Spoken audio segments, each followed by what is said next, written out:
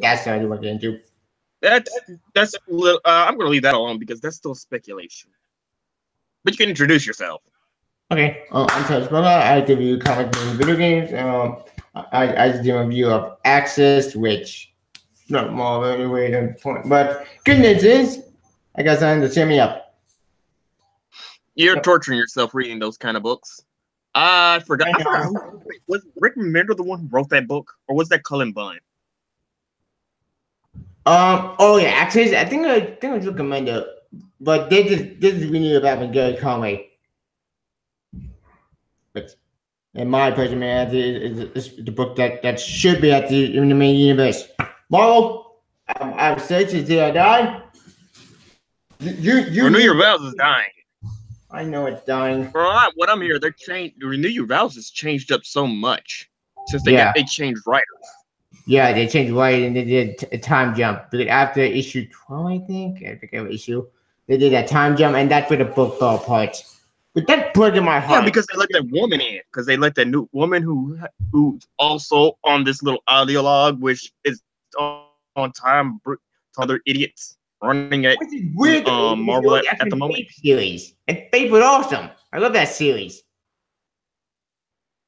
I know, and but they don't care. They're watching this industry burn and crash, and no one at Marvel seems to care. Which is even more messed up because Marvel is made from comics. Like comics help build the empire. Why would you want to burn to the ground? Like that's more of a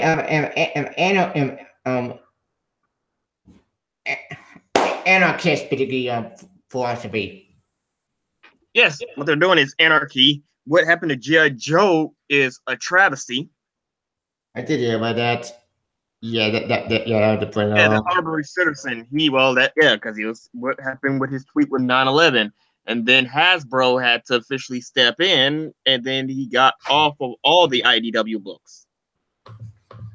Oh yeah, so basically he was fired, and then basically their editor in chief for 14 years had to step down, which we all believe he was fired because the company is going downhill and it's still crashing and burning. Well, we got Fresh Start coming out, which guess what, ladies and gentlemen? Why the pick at number one? Wait, which one? Why? Why? Because the fact is, Marvel was going to bring back Wolverine regardless what. Two, this is number 2. It was already set on stone. It was going to happen. As much as I would just love to have her as the new Wolverine, and from now on, and bleeding bada boom, and have Old Man Logan go forward. And hell, they could have kept Old Man Logan. They could have kept him in a long. It could join my X-23. That's what I'm talking about. I'm talking about that. But they instead of just say, no, just screw it, just fucking do the easy way, bullshit way of doing things, and bada bing, bada boom, there we are. Here we are. And honestly, I'm not surprised. And Tom Taylor, as much as he's an awesome writer, he has a few hiccups, and I still won't let it go on what you time book. Yeah, and I want to say this right now. Before you said it was like, it was Secret War. It was Civil War 2. Civil War 2. No. I don't care what it was going to be. It was doomed to happen, and that's fucking crossover sucked. Yep, I still like to use these garbage and figure it all. Like, actually, it was. It didn't matter if it was a tie-in or not. It sucked. And that's it. I mean, like, that's something you just got to see. And, and just, sorry I'm being how I feel, but it's just, I think it's very good. I'm glad Tom Taylor's done with X-23. Hopefully we can get things better because it's just how things are. Be right back. I'm still mad about that because I do love Wolverine. I mean, it's just me. But besides that, the thing I'm pissed off more is that they were the other book back to number 1. Why? We did 4 or 5 racing number last year. Why are we bringing back number 1s? doesn't make any sense. Like I said, this is probably stuff that Alonso already has set in motion. Yep. Wait, what did he say? And just so he can't. Everything we're just still seeing now, like Ta-Nehisi Coates is still under contract, which that wasn't under him. That was under, like I said, Alonso. Everything you're seeing now is still under Alonso's era. So this whole fresh start thing without Alonso era with the C. Sabolsky's idea. I think that was Sabolsky going in, but you're still under the we're still seeing the effects of Alonso though. Crap. So even when he's gone editor-in-chief, he still had these after effects. Yeah, because you don't just because you leave, you don't like we said that him leaving as editor-in-chief was already set months ago. Yeah, so by the time we knew about that, yeah. Or how Bendis was already going to DC, that was already set way before we knew anything. There have been rumors, a lot of speculation why Bendis left DC. Some people claim to get the movies. Some people claim to got the William, my bless. Some other rumors, and some people. I think it's everything. Like that's what I honestly think. No, I honestly think it was a little bit of everything. That wouldn't make sense. Hey, who wants to stick around for a dead company anyway? Yeah, by sinking ship. And here's the weird thing about Marvel that I don't get the logic.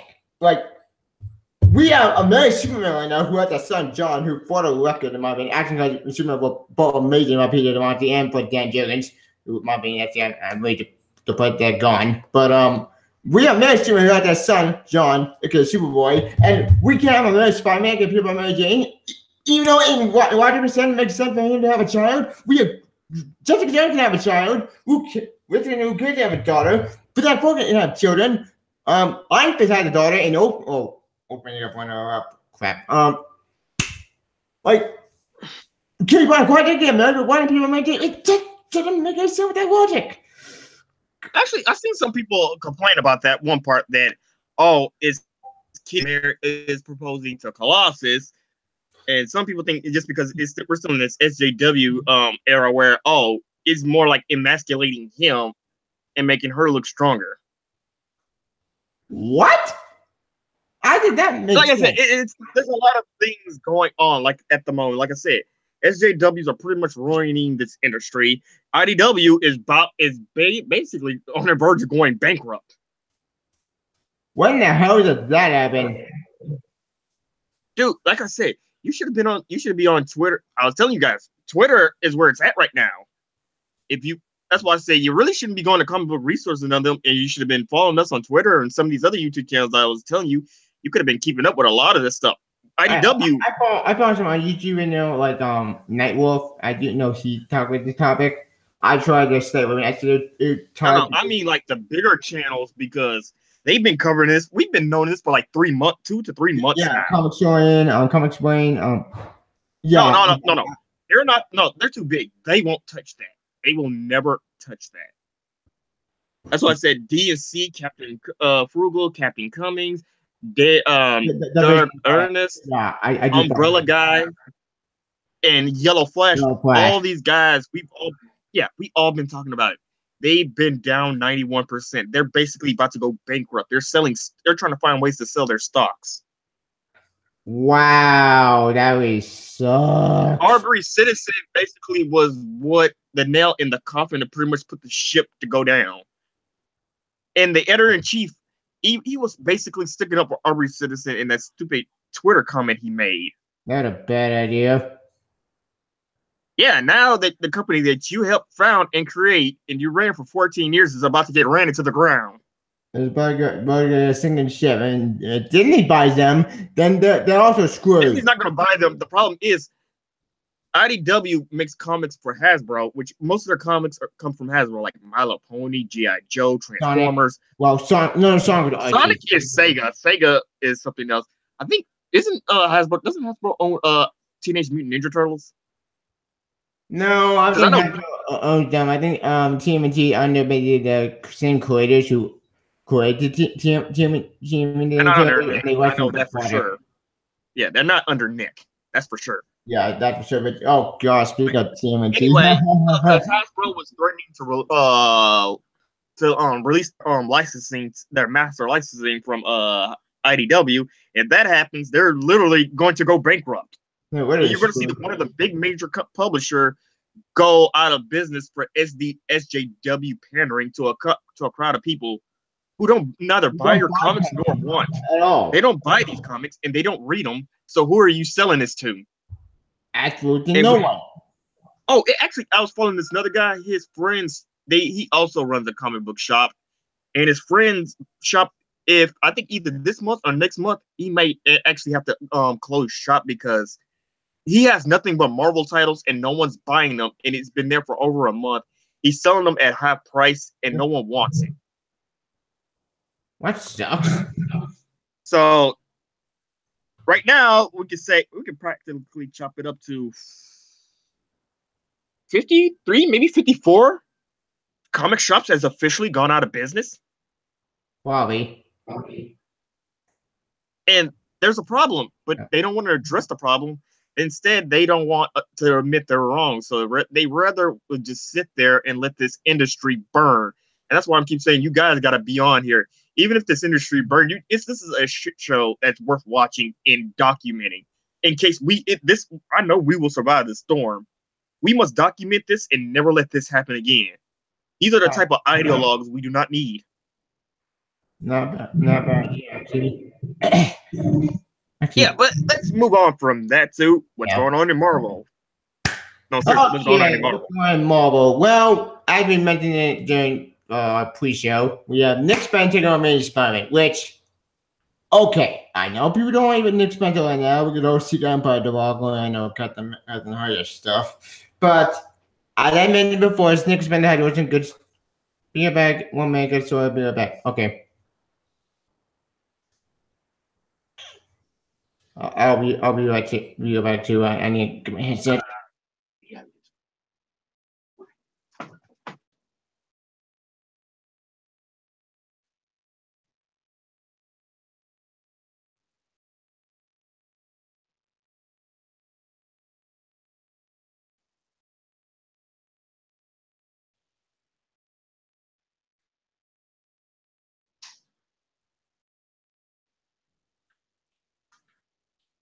Okay, I'm back. And it's time to now we're going with the whole Aubrey Citizen situation. Oh, God, I don't know. That's some kind of freaking hill he chose to die on. Tell people they can't mourn about 9/11 and then continue to quadruple down on it. That's a feat even I never expect anyone to just want to do. Yeah. That's a hill, man. That's just a hill to die on. There's a hill to die on. So many levels. Okay. Hang on.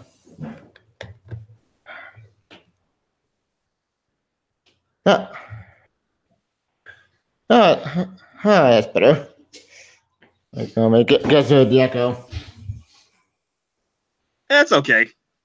All right. Where were we? Because yeah, I say you can go on about Spider-Man and Nick Spencer because right now from right here, he's and what I've seen in Doctor Strange, he's doing a pretty good solid story so far.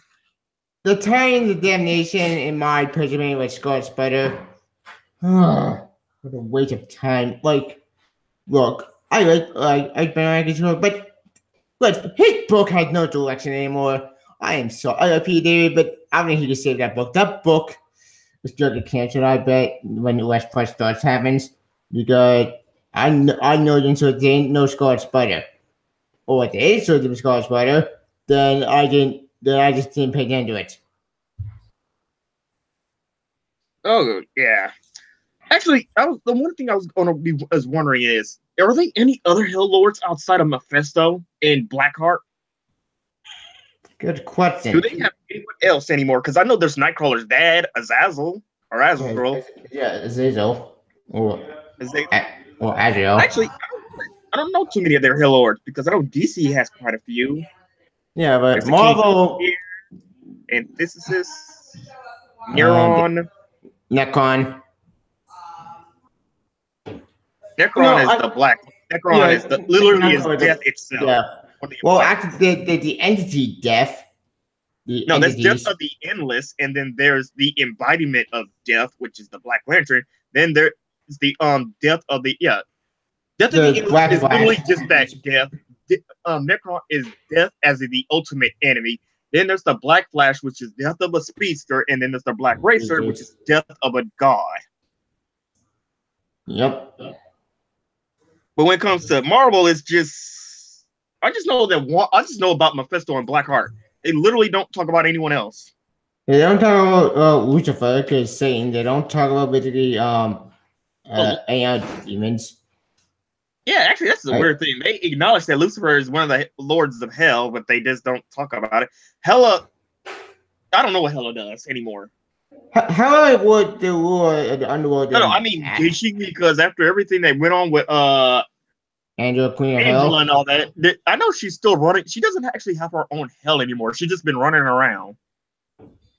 Oh, I didn't notice that because I thought so with Thanos and that one. Yeah, that's because she lost her hell to Angela.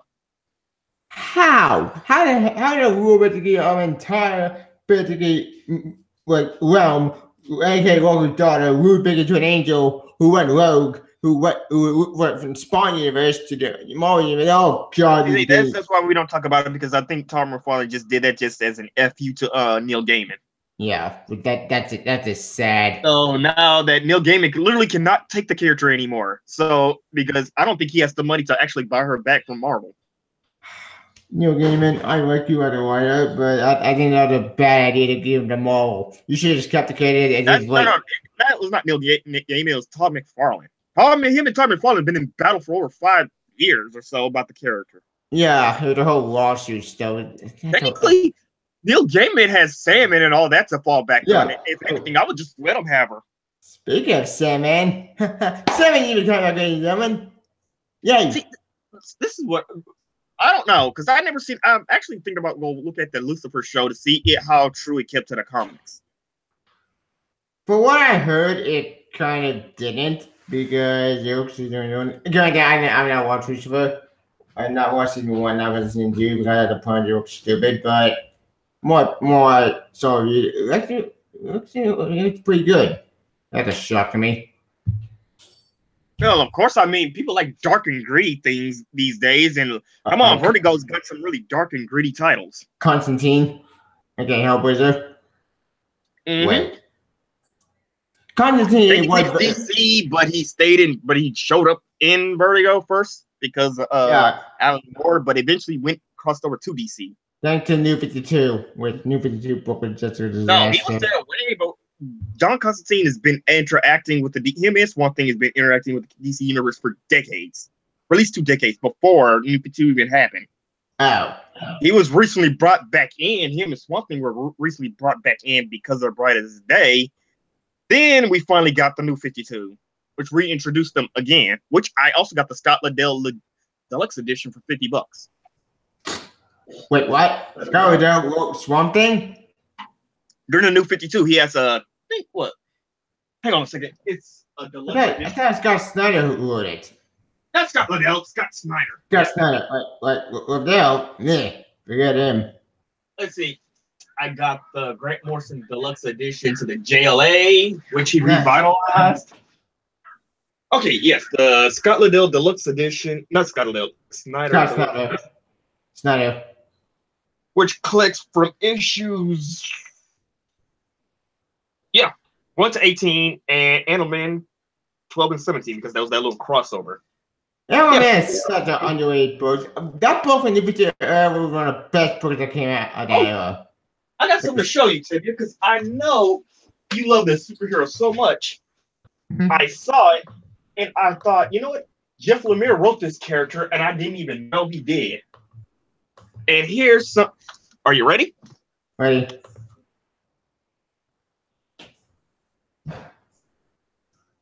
Hang on a second. There we go. Ooh, Connor.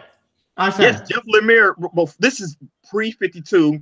Jeff Lemire wrote Superboy, Smallville attacks.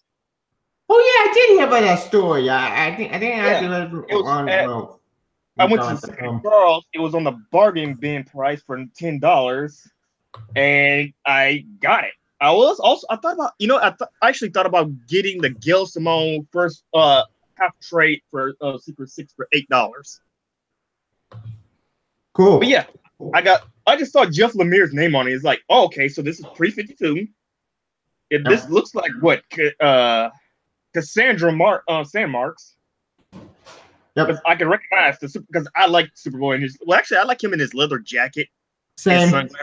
But second best outfit is his, just a simple T-shirt. Because he can jeans work. Only New 52 Man which didn't work, which. Well, it's because they wanted to make them all look edgy and core, which failed dramatically. It failed hard because New 52 Boy's story is such a cluster F that it made no sense. Nobody knew what to do. Even even Marvel Wolfman didn't know what to do with him. Like, yeah, because I am him. It's a clusterfuck. Like who wrote? Well, yeah, it was Scott O'Dell who wrote Superboy for the first few issues of the New 52. Yes, but then he killed him off, and there was on a Krypton, Victory Krypton. No, wait. What was up with the John Lane then? What was up with that whole John Lane Kent alternate Superboy that came and took his place? I have no idea. In fact, hang on. Yeah, what was up with that? Because he showed up and then all of a sudden he just disappeared, and then they together. Superboy became the herald to Oracle, and then Oracle died, and then he just left. Yeah, I can't understand what was going on in that book. I read that issue, and I know it. What's up? Also, what's up going on with that Pope? Oh, I'll show Tavia that I got the Jeff Lemire 2011 Superboy run for $9. That's awesome. That's an awesome my run. second Charles. They had a lot of books for sale. I got the second volume of the Dan Jurgens Aquaman and the others. I got Justice League United when I love Justice League United. That was a great book. I thought that was awesome. Jeff Lemire left. Then it became shit. Found it. Well, I don't think it was shit. I think it was just decent at best. Maybe some people they didn't like some of the storylines. I thought it was pretty damn good. At least in my eyes, just how I see it. But it's just like, but the problem is for what they were doing. It's like, yeah. Sorry, my Google thing went. Yeah, and I also got the first 2 volumes of the Kevin Eastman's TMNT run. Nice. Oh, that's cool. Found it. I found it. Was that the current one that was going on? Like Kevin Eastman?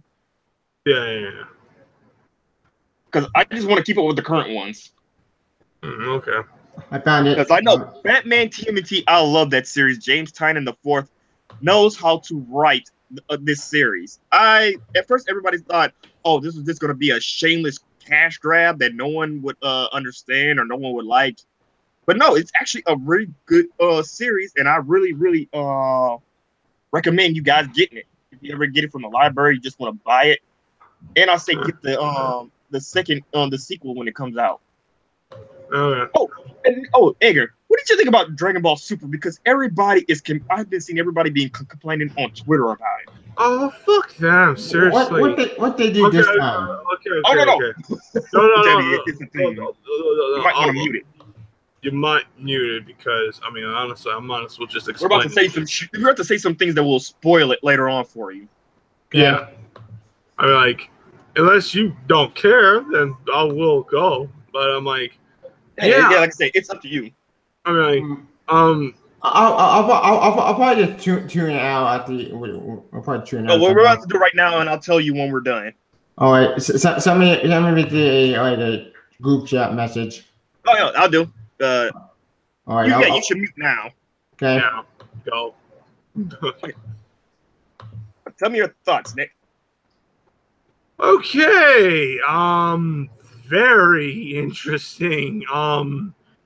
I kind of felt like this is pretty interesting. So the spoilers were just outright straight out bullshit. Oh no, so there's some things that were true about Jiren getting madder and madder exactly. for no reason. That made no sense. Dude. Like, here's another thing. This guy was getting angrier and angrier that he was getting so frustrated. I'm like, I don't understand. Where did this come from? Yeah, I don't understand. How can you keep on going? And how can you keep on going? And I was like, wait a minute. This is straight up. And when he threw a big blast towards the audience against his teammates and Goku's friends, I'm like, oh my God, if Goku didn't block that, that would have been it for him, because I honestly think Goku would have pounded that fucker to the pretty end. I think personally Goku's trying to reason with Jiren a bit, like the end, like, you know, that part where he's like, you did well, let's just end. Yeah, and then he does the generic friendship speech. Yeah, the generic, like, Shonen Jump friendship type bullshit. But it's like, I was just stunned that, I mean, you know, when Jiren literally went all out, I was like, God damn, this is his full power. But it's like, his character literally flipped every time.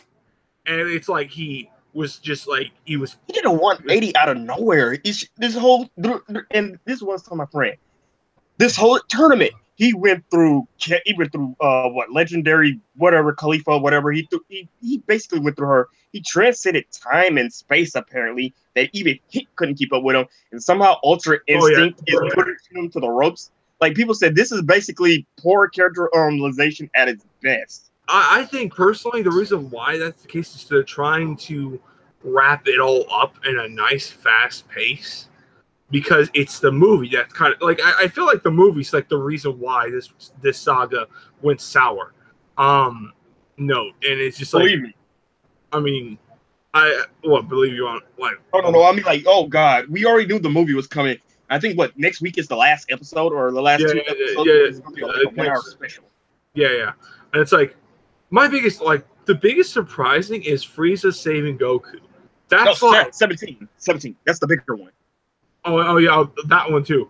I mean, like, I kind of felt like they could just bring his ass back, because a lot of people just bitched and moaned because, oh no, something's gone. Well, technically, the Grand Prix said they assume he's self-destructed, but it was never actually clarified, and Zeno never actually checked him off. So, but there was no build up to it. He just came back, and no battle damage either. Well, actually, no, he did get him with battle damage. Like, no significant battle damage. Like, oh, he's missing like an arm or some of his body parts. I get what you're saying. That makes no sense. Like, a lot of people are calling bullshit on this. Like, I was telling my friend, technically, since Jiren basically transcended time and space, Ultra Instinct should mean nothing to him. I kind of felt like that. Like there's I feel like I watch a lot of power scaling. That's the only power up that he had against him. Shut up, Tevye. Mute your mic. Alright. It's like, back to what I was saying, like, I mean, like, I watch a lot of power scaling, like, this is the only time frame we've seen, like, we only got prior to this episode, before this episode came, we only knew, like, a few things about him. And we only knew about his full power. And Jiren? Yeah. Actually, people talked about he has a stupid mindset.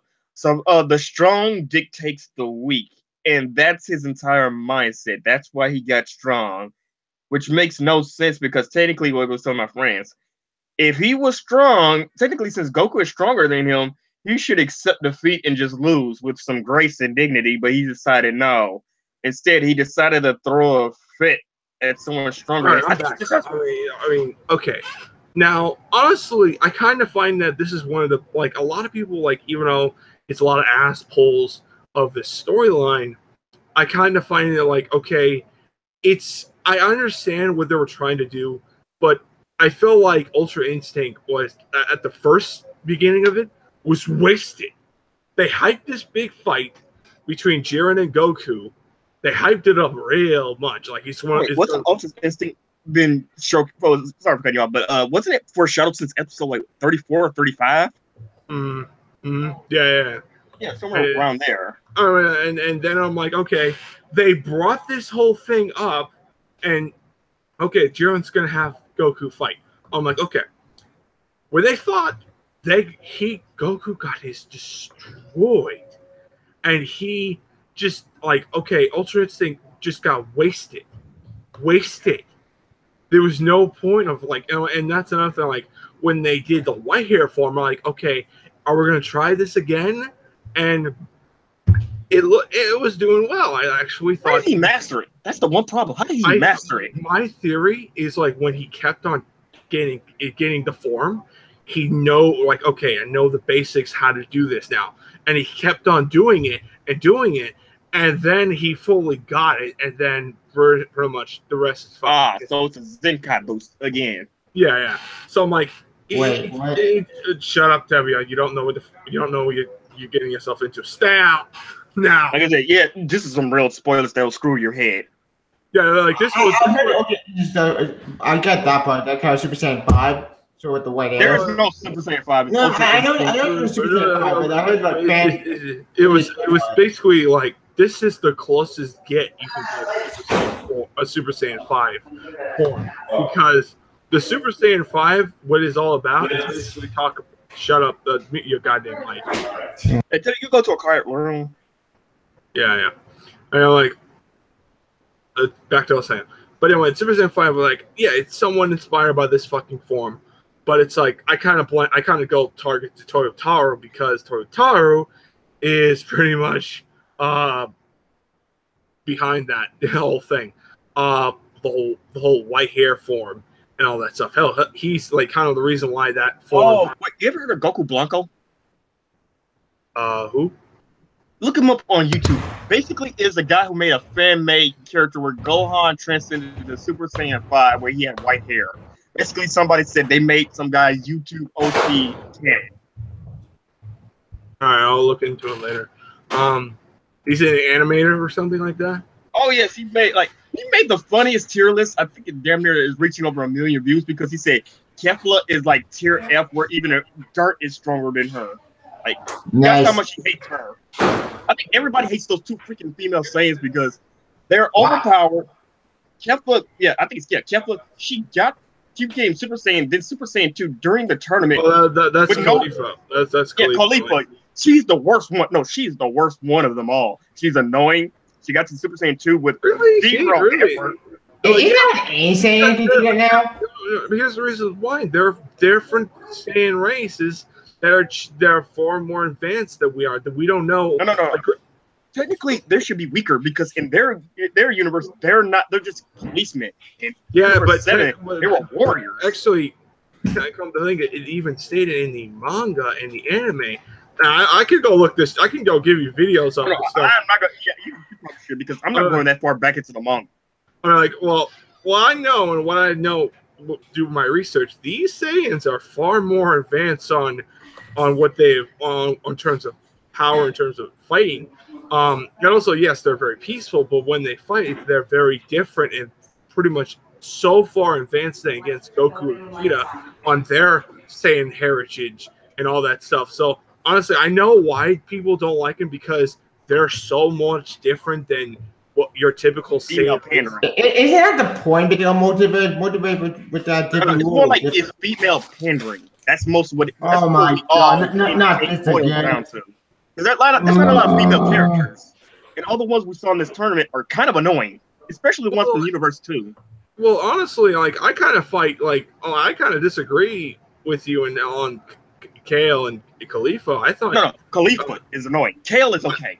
I mean, like, personally, I love those two. I think those personally gave the saga a fucking room for its effort, because I criticize on this saga a lot, because I'm like, my biggest problem was the pacing was annoying. I can hear about that. I mean, like, technically the pacing and Jiren was the biggest factor, because technically he should have soloed this entire tournament by himself from the start. Here's another thing too. To meet that goddamn mic, Timmy. I swear to God, I'll come down there. I'll fucking grab your head and put you down to Scorpion level. I mean, like, Mortal Kombat. But it's like, I don't know. Back to what I was saying, like, I personally kind of felt like, okay, they're doing these females, they're bringing these females, okay, females. No, we're talking about Jiren, not soloing everyone from the beginning. And we're gonna get to him. Jiren. Okay, I have a field day with him. This guy. I mean, I'm stunned that this guy actually is still just. I'm stunned that this guy really ain't full blown villain hood, because what he wants. And it proves it. Here's proof. He didn't care about his teammates. No, his motives are stupid. Survival motivation. Weak. That's his entire motive. His teacher and all of them got killed because someone was stronger than him, so he got stronger than that guy. That doesn't make any sense. That's like pouring out. That'd be One Punch Man logic. All right. Here's the thing. But the problem is with him is like, okay, he wants this wish. We don't know. We only assume that he wants to bring back his family and his teacher. We can only assume that. In the manga, this is why I prefer the manga Jiren than the anime.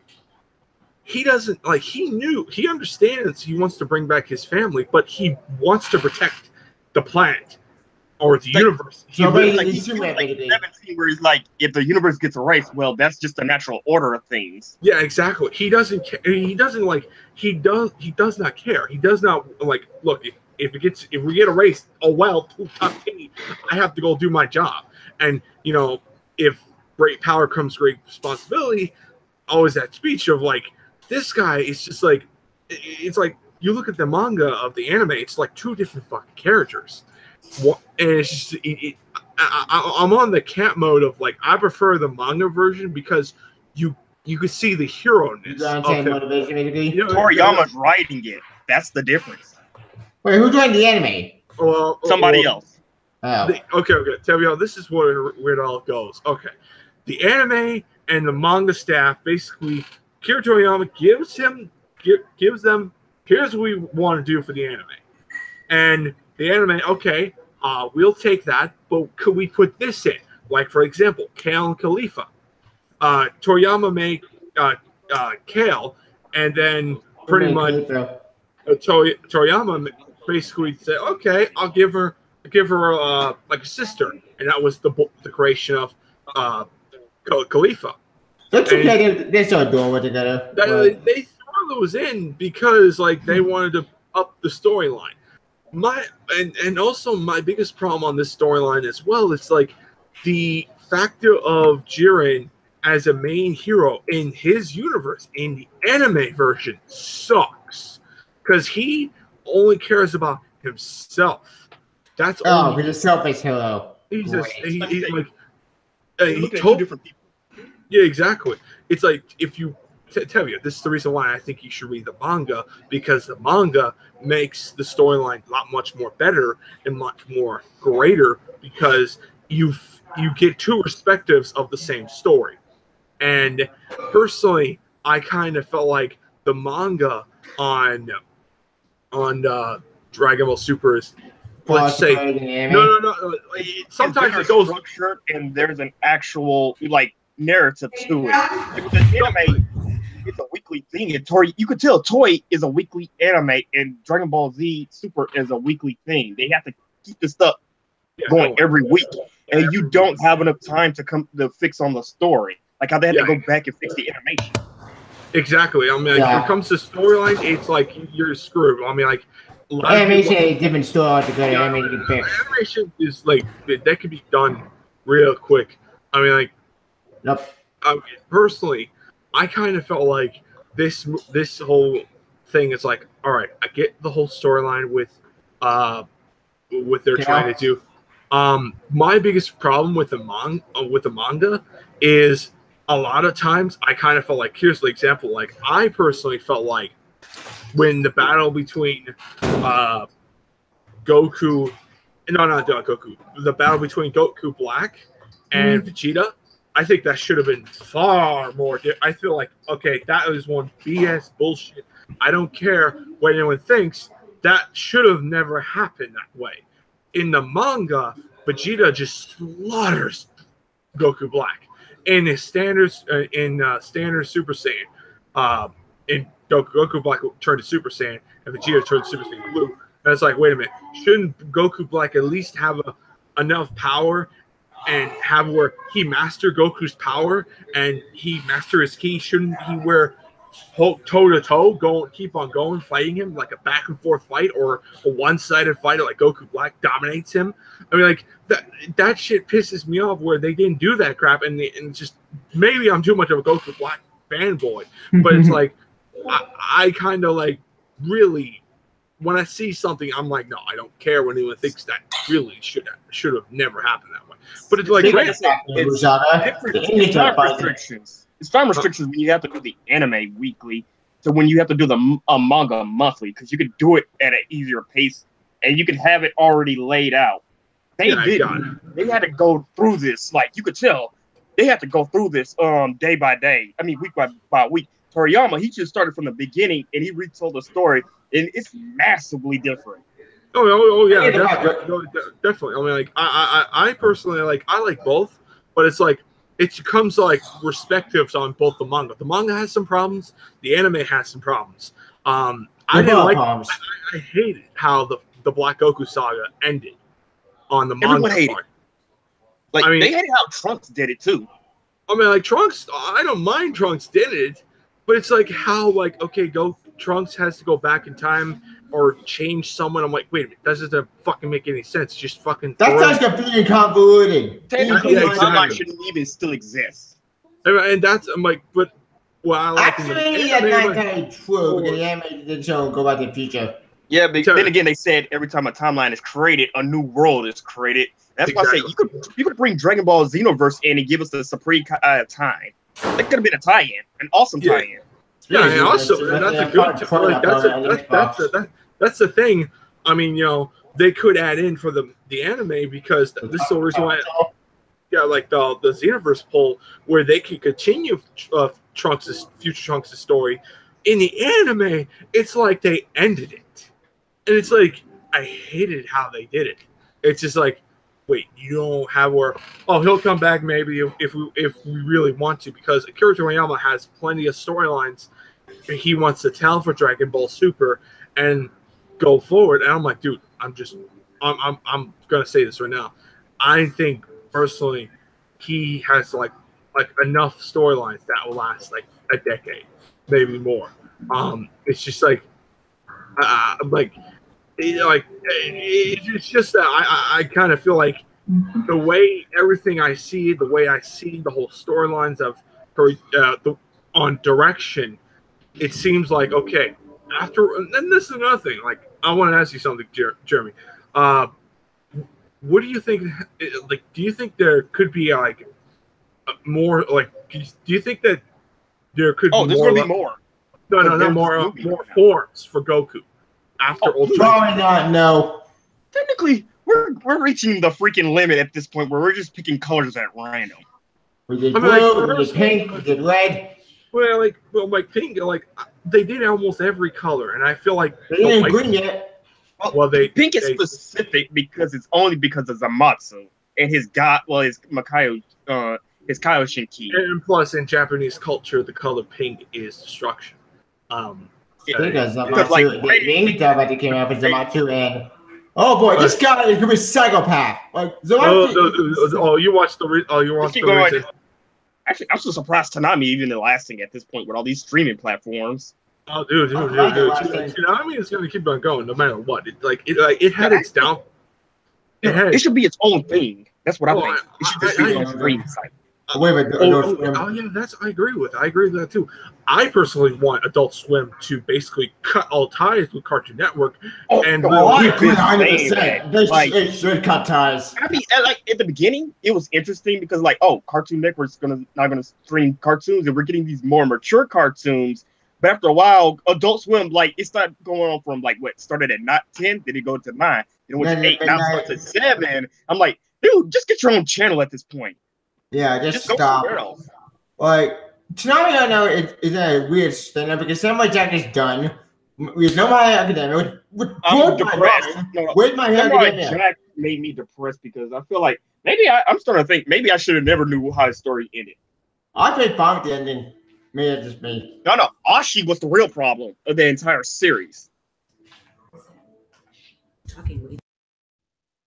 Yeah, Ashi was the true problem, and you could tell Gendy wanted to. I don't know. Gendy said always said in his interviews the way Samurai Jack was created because he had this dream about this sci-fi fantasy, and he was with this warrior, this beautiful warrior woman from the future. And I'm like, you finally drew your, I guess, your dream girl into your fiction, and it destroyed your story. Not necessarily. He actually made the story make because Samurai Jack was alone. No. Season 10 at season 5. Yeah, season 10, episode 5. Wait. Yeah, season 5, episode 5. Yeah, season 5, episode 5. It's basically split that fandom apart. Either you like Ashi from that then on, or you don't. There's no middle ground. I'm on the people which goddamn it, I wish you just killed her and let it go. They did kill her. She did technically. No, they gave us a terrible Gurren Lagann ending, which no one asked for. Well, what asked for? What? Samurai Jack in the depressing ending with how they gave us a Gurren Lagann that fucking ending. Garbage shit. Don't get me started on that crap. I hated how that shit ended. No. Just the biggest problem is she killed off her freaking mom with no problems. Yeah, it just came out of nowhere. And plus, how like I'm like, this is the one part I'll literally go on over and over again. How in the God's name did she literally survive after she killed him or do whatever? Like, seriously, I mean, like, this is just bullshit. And also, then, like, Aku the sorcerer. No. Apparently, she's also a spawn of Aku because her mother drinks some of his essence, and then she has the power to open time portals. So she brought him right back to the very moment where he disappeared. Exactly. Like, there's just so many plot conveniences after the other. It defies the whole purpose now. I'm like, okay, this whole entire fucking roaming around the entire fucking series is just a waste of fucking time. And that's why I'm like, you just ruined Samurai Jack. And most people are pissed about the Guardian. They killed him off screen. They didn't even show it. They just showed his glasses. Oh, yeah, that did happen. He died off panel. Also, the reason why Jack lost his blade is because he killed some innocent bunnies. I'm pretty sure he killed animals to survive. They're the goats. Doesn't matter. I'm sure he pretty much killed animals to survive at one point. Wow. Well, when you think about it, there were so many problems. But then again, Guinea kept saying, what did he want? A season or a movie? And I'm starting to think, I think you should have just never done neither at this point, if this is what the ending we're going to get. Personally, there was no ending that we were going to get. I think he's going to send in the future. Like, honestly, I would rather have a different fucking season. Like, okay, like, I was hoping if he was going to have this fucking bitch, have her curse, like, do some crazy shit, like, after Aku died, her powers disappear. That was the only thing I could have let that thing slide. But no, they don't want to do all that crap. They want to do some bullshit pull. And it's just like, they got the Gurren Lagann ending. Huh? Technically, she could have disappeared the moment he got back and defeated Aku. Oh yeah. That's another thing I could say that too. But it's like, again, I kind of find it just dumb and just pathetic that we waited all this time and we got what we wanted. This is how the original. What we gonna get? No, fuck that crap. I doubt this is the original ending. I think he just did this over time. Yeah, I think this is what he felt like. I think he watered it down at some point, or he forgot what he wanted. I'm granted. Cool to see Samurai Jack again. Good nostalgia feel, but it's like if you want to make people get excited again and looking forward to see something like that, a series return, it's just you better do something great. And this is why I'm literally worried about Young Justice. I'm happy. Like, no. Tell you shouldn't, because I'm like, granted, yeah, it's granted we're happy we're getting it. Yep. I'm worried we're gonna have that same thing to this same show. Like, I'm worried that we're gonna. The problem was he had 10 episodes. I get, because then again in the interviews he said that he negotiated and he felt that he could have done it better in 10 episodes than like in 20 or 26. Or 13. And yeah, 13. And I'm like, dude, you could tell by the second to last episode there was no way for Jack to there was no feasible way he could have won this. Everyone came to his aid. They still got wrecked. There was no way he could have stopped them. One option. Then Ashi all of a sudden regained control. She opens a time portal. They go back in time. They kill Aku, and this is the ending we get. And like, this is where I went on 4chan, and like people were literally at each other's throats for like weeks. We couldn't. The code on 4chan, which is comics and cartoons, they couldn't make up their minds whether they hated it or they loved it. A lot of people said, well, a good consensus was Ashi. Most of the problems came because of Ashi. What? I disagree. They could put because they started giving her more focus, and you could tell by episode 6. You could pretty much tell how the series was pretty much going to end. And the problem was they forced this romance that no one really wanted. This was mostly just about Jack trying to survive and go to the past and just simply stop Aku. He's been doing this for 50 years. He's just been watching Aku reign and done nothing with it because he didn't know where his sword was.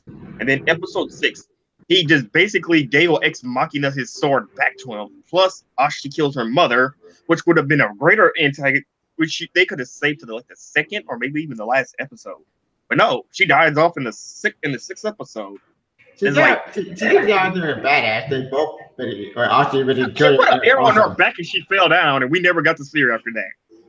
That wasn't badass. That was just, like, I mean, like they could have done a lot. I mean, like honestly, like I kind of felt like the first 4 episodes, it was badass. You even saw Jack. He's fighting these girls. He's getting his ass kicked. The third one, he finally broke his principles. He killed one by accident. The 4th episode, he said, "Fine, I'm giving you one last chance to leave," and then he just starts wrecking them. That's awesome. And then we get this. What happened? First time I'd fun a bit where it was. Look, over the hate it. I think they're insanity. No, okay, maybe. I respect your opinion because you're my friend. That's just it. And but it's just like, dude, I cannot deny the problems on this final season, and I just hope the problem. The greatest problem. I mean, like, I can't. I just hope that we don't have this problem with Young Justice because Greg Weisman and Gendy Karabowski are 2 different people. Greg Weisman has been doing this shit since Gargoyles. It's Black Spider-Man because we're gonna get caught. We're gonna get hog. That was kind of Marvel's fault because Marvel got the cartoon rights back, and they decided Fox owned the cartoon rights to do that spectacular. Sony owned it. Sony owned that, so they. And plus, they already said they were never going to get the cartoon rights. They were going to make their own show. And then we got Ultimate Spider-Man, which was all over the damn place. Like that show with guys from day one. Between what are you, the Ultimate Universe, or you the 616 Universe? Seeing 4 and how I get Spider-Verse episode with. Look, I'm still wondering how the hell did we go from Avengers: Earth Mightiest Heroes to Ultimate Avengers or whatever the hell it was. Avengers Assemble. How did we go from this to looking like the Ultimate Universe? I have no idea. And Avengers Assemble is not an open universe at all. It's bullshit. It's pretty like the movie, except problem right. The movie basically that's what the movies are. It's like the movies are mixed with the 616 with the Ultimate Universe. At first, movies were supposed to be like the Ultimate Universe, but then they backtracked with Thor and basically said, yeah, magic exists because they greenlit Doctor Strange. So they started throwing 616 in there.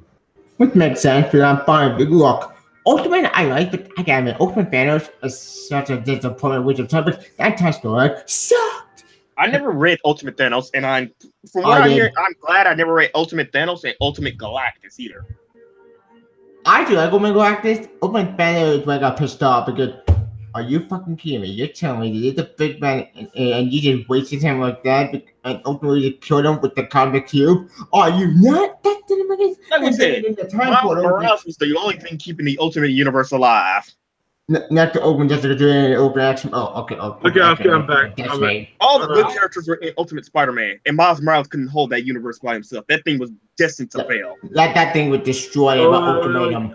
Granted, dude, it got killed. The Ultimate Universe died.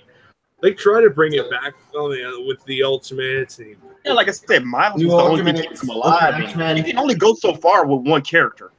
Yeah, exactly. And I was like, personally, granted, a lot of things was missed opportunities on Ultimate Peter Parker. How did he came back? What happened to him? That storyline never got fully came in. That went nowhere.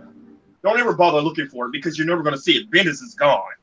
Yeah, that broke my heart. Dude, I know that, and this is why I'm kind of like I might as well just end my Miles run because I'm like, yeah, I mean, like after Bendis leaves, it's like I don't trust anyone. I really Because don't. my book on that really not that good. It's so boring. Superman, and a lot of people are crossing their fingers whether is it going to be good or is this going to be bad. And I said that was me. That thing I'm scared the most because I love that Action Comic. I love he did my Superman, and both books are amazing. Well, for me, I don't destroy them. Well, that's fine. That's fine. I kind of looking forward to it because I hated this run. I mean, like I hated how that really is the one like that. Like the beginning of Action Comics was perfect, greatness at its finest. Didn't have like you didn't felt like insulted of what you were reading. No, and actually, they had to fix the continuity. They had to fix the final days of Superman. They had to fix all of that before. You got what the Superman history with a what the fuck? No. It's like here's the thing about how I feel. I like New 52 Superman. I thought it was good, and I was like, okay, we're leaving him, and that's it. We're done with him. They didn't do that.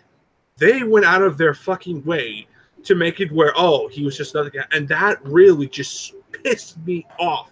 Because there weren't two versions. They were the same person all along because we already knew Flashpoint screwed it up. That really stupid. They said after you stated in many interviews and many comic books of this version of Superman, oh, you're telling me he's half of the, or just basically the same character? We already, it just pisses me off because I'm like, what were you trying to do, DC? What were you trying to do there? Like I say, no direction. You could tell from the beginning, New 52 had no direction. They were just there was no direction. They were trying to make something like they were trying to do something where okay, he's gonna have new powers, he's gonna have this, he's gonna have that, he's gonna have this, he's gonna have that, and it's like okay, all right, fine. But the problem is once you do all that and nobody just straight out likes it, or doesn't like it, or it's like mixed bag, it's like they had to bring back new pre-52 Superman. Because their sales were going lower and lower on it, so they I moved past it. I gotten over it. I accepted it, but I just looked at the new 52 Superman as like he's doing his own thing. I'm not being the biggest fan of it, but I give him credit. He was a Superman in its own entirety. I'm like hell. I'll just use this for example. I hate the Ultimate Universe, the Ultimate Wait. Oh, no. The Ultimate. That's what I'm talking about. The Ultimate X-Men, Ultimate Spider-Man was like exactly like what you want, but modernized to the point where like different. The Ultimates was the Ultimate opens 2, open 1. That is like that's not Avengers. Yeah, that's more basically more like juice bag. And that's like saying, oh, these characters. That's like saying, oh, the Avengers are just half. Each one of them are exactly or half of the versions of the Ultimates. It's just like it pissed me off. And I granted, Nick told me like maybe he didn't like the New 52 and he decided to do something with it. And I'm like, if that's so, then really he shouldn't be doing comics. Because honestly, like you don't insult the fan base. You don't insult or just a fan base that literally like people hated or just liked and expect everyone to be okay with it. And ever since then, I'm like, fuck this shit. Superman's running my ass. And that really just sets me home on that crap. And really like that. Like, granted, like I know a lot of people say like the New 52 was like going mixed bag at best. Yeah, mixed bag, but it's like it's just honestly they were trying to do something new, and it's like they didn't do it. Like they're trying to do some bullshit pulls, and it just I got very pissed off that they made him practically be half a version that I already know. I wanted something new and different. I didn't ask for like, oh, he's just the same character. fuck that garbage. Well, one of the things is you never grew up pre-52 or read a lot of pre-52 books, so I can understand that.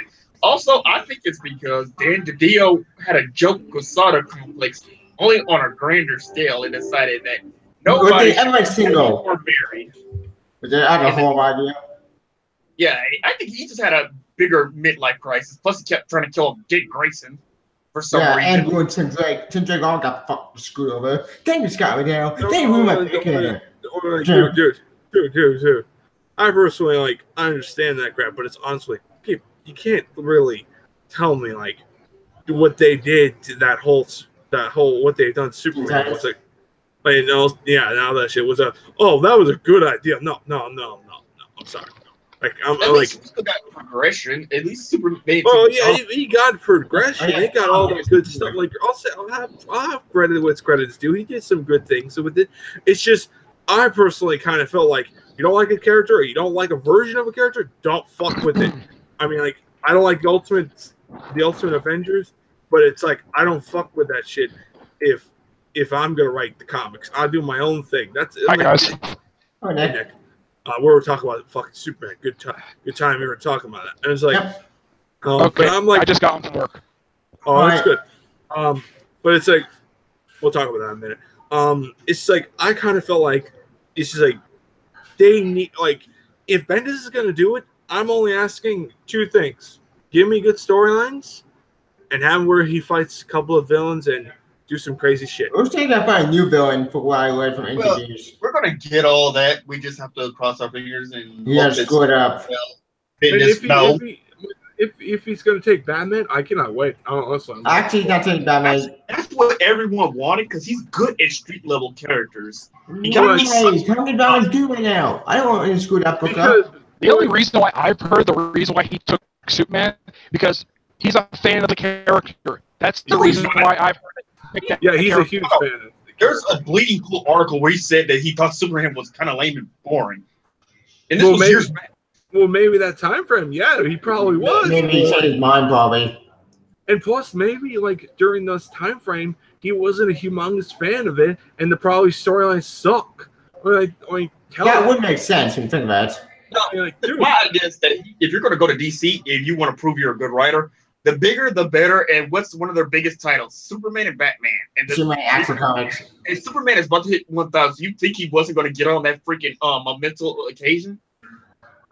Oh, believe me, he was going to write 1,000. This could help him launch his career to even bigger heights. That would make sense. Guys, speaking of Batman, I heard this from James Tinney IV on Twitter. The current arc that he's doing now on Detective Comics it's already the last arc for the series. Last arc, with that worried me. The guy he fixed him. Following the writer now because he's the guy. I think he's the guy who's doing Black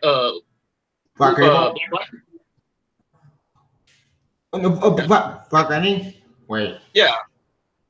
He's also doing only 5 issues for Detective Comics. So that's just basically going to be a trade. And he was asking people what would you like to see, or what kind of plot or people you'd like to see? And I said, why don't you bring back Blue Devil? I haven't seen that guy in ages. Oh, I know who to bring back in the upcoming issue. Bring back Connor and bring out John and Connor meets. I want to see that team. John so go If they want to pick somebody to succeed Tenney on Detective full time after he leaves, my personal suggestion: Francis Metapod and Brian Buccellato. Francis is actually going to be working on something else in the future. He's working on another DC project. But that just might suggest either those two, or bring back John Laney because he had an awesome run on the book. What about Ray Fox or I think Ray Fox is more to deal with supernatural writing. I mean, Scott Snyder was known for being a horror comic writer for years before he did Batman, but Ray Fox has kind of done Batman comics before. He was one of the writers Batman Eternal, the original one. What about Jimmy Palmiotti? What about him? He might be good. He's done some Batman work in the past, and plus, he has written Batman in the pages of Harley Quinn, so I wouldn't mind him doing with Amanda Carter doing the artwork. Actually, yeah, because I also saw his run as Second Control. So I saw his run on G.I. Robot. G.I. Robot, man, that is an old character. He's a World War II character. Last I saw him was during the last special arc they had for Just Like United, where the team teamed up with Easy Company, Sergeant Rock, and G.I. Robot along with Enemy Ace to do with some kind of time travel stuff with Mano Savage. Yeah, because I have that trade too, Tibia. Yep. Yeah, because Tom King 100%. he did a little work in the DC Comics Holiday Special with the East Company.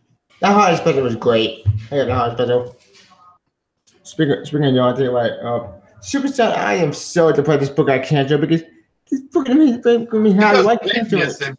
Bendis is doing all the Superman titles. Plus, they gave him he gets to do 7 titles altogether. I never seen one person walk into a company gets to do 7 titles. That's insane. That's stupid. That makes no sense because look, we know Bendis is over 10 books. He always F's them up. Oh man, I screwed over. My book screwed over.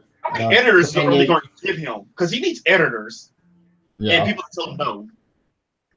Well, my God, with DC, don't let him destroy Super Sun. Because that book was amazing. I'm getting my volume. I'm getting the volume 2 Tuesday. I still need to find that book, but I love Super Sun. Oh yeah, and I'm also getting Green Lantern Earth 1 Tuesday. Oh yeah, that did come out. I heard that was good. Physical trade, so I have to go order it on Amazon. Speaking of Earth 1 books, I've realized something. Earth 1, their books take forever to come out. Like, I got to open with that.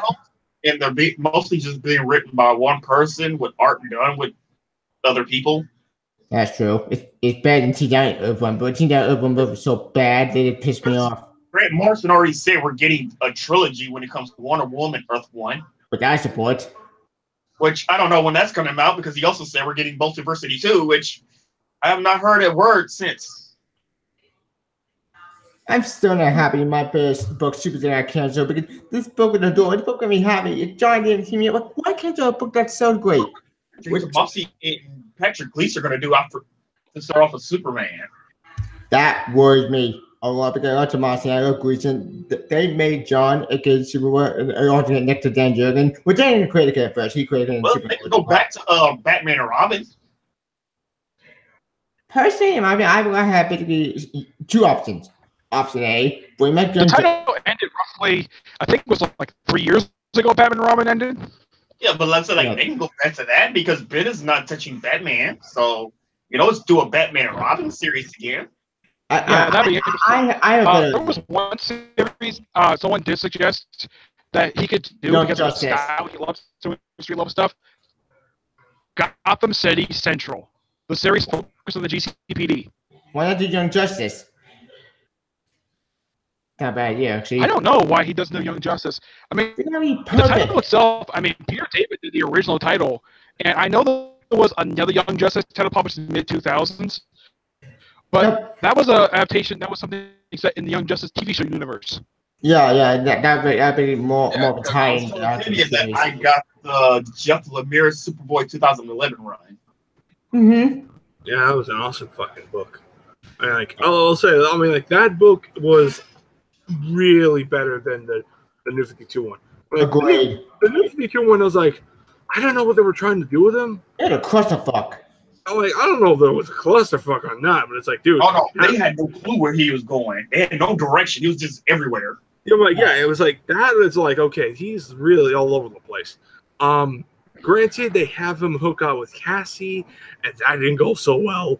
It's like nowhere. But then he died. Then he came back to life. And then, John Cam. Oh my God! And that's the thing. I'm like I would rather just have him be like the Superman, Superboy from 352. Like I kind of like there's the good things and bad things I liked about the New 52, but it's like a lot of things. I'm like, okay, I prefer this than that. Yeah. But it's like the difference between the pre-Flashpoint Connell and the New 52 one.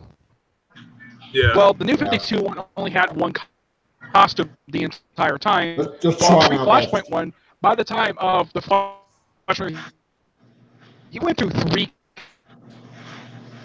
costumes: look, a black T-shirt, and jeans, and there was a look he had toward the end of his first ongoing series. So he went through 3 costumes over the course of nearly 20 years. That's true. And also, be right back. Fucking. Oh wait, Nick, I was telling Tavia earlier. What do you think thoughts are that IDW might end up filing for bankruptcy? I say merge with Marvel and they save their bankruptcy bullshit. Oh no, because there was some drama that happened on Twitter. Like I said, you guys should be on Twitter to see some of this. Right, let's go. Okay. What? But all right. As for what's going on IDW, I don't have no idea. But I know that a lot of their titles are really good. Now, despite what you say about Scarlet Strike Force and what the writer, whatever bullcrap that writer does on Twitter, the Scarlet Strike Force title is not that bad of a title to read. Oh, it's pretty terrible. Actually, it's because he said that people on 9/11 shouldn't be able, if you weren't there on 9/11, you shouldn't be able to mourn it. He doubled down on it, and then the editor-in-chief who was running the company even agreed with them. And after 14 years of running his own company, he got fired. And Hasbro was basically threatening to pull their licensing. And you know IDW basically published a lot of Hasbro titles. And was one of the main reasons why. Not everything is Hasbro related. I mean, I can list off a handful of titles that are not Hasbro related. No. That's their big titles. That's their money makers. Back to the Future. Those are not Hasbro related. Those are not IDW. Those are the But there's not their money makers though. Those aren't the big bucks they get. And another thing is, since 2017, IDW went down 91%. They lost damn near $3 million. If you want to say the G.I. Joe stuff, here's my suggestion. Either bring back one of the 2 writers who basically who did the IDW version of G.I. Joe. I highly doubt you can have Larry Hama do it because he's doing the American Hero book, which is still really good. I would suggest bringing back Chuck Dixon or Mike Costa to do G.I. Joe because those 2 guys did a fantastic job when it comes to writing G.I. Joe. If you ever read that stuff, it is amazing work. There you go. Well, I kind of feel like they're going to like hearing they're going like bankruptcy. I'm like, I won't be surprised they fucking just either bankrupt. They fall apart. I mean, like honestly, like this is a scary thought. I mean, like a lot of times, like I love what they're doing with Ninja Turtles. I think they're doing a good job with Transformers. It's just like honestly, dude. I even know what to do with Ghostbusters. Ghostbusters is amazing. Oh right yeah, now, right now, one is sort of a follow-up to the reboot film that came out a couple years ago. The other is another crossover with the reboot film. Wow. They're about to go bankrupt because they lost over $3 million. They lost their editor-in-chief. Well, they fired their editor-in-chief because of what happened with the whole. Well, we believe what happened with the whole Aubrey Sitterson thing. Hasbro is basically involved, and then then there's the whole Magic the Gathering. What's going on with them? And you guys don't really want to know what's going on with those guys. I don't follow Magic the Gathering right now, the Transformers books are the best ones coming out right now because they've been consistently good. I've read a lot, like almost every single Transformers book that was put out. I like all the ongoing series, all the miniseries, and one-shots. They're all really damn good, and not one of them is bad. In the case of G.I. Joe, however, for some reason, I have no idea why this is.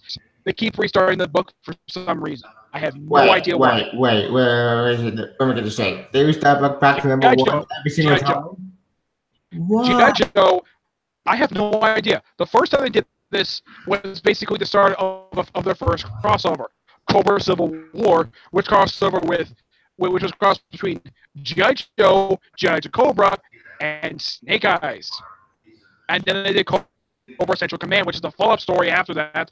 And then they had a few arcs to come right after, and then they ended the Snake Eyes, which was at that point was Snake Eyes and Storm Shadow. Cobra, I think Cobra ended. I think Cobra had one more book after that. Cobra ended, and G.I. Joe relaunched one more time, and that lasted for about, I think it was like 16 issues that ended, and then like the most recent book they had was before Scarlet Strike Force. That lasted for 9 issues, before X. I have no idea why. The book wasn't that bad.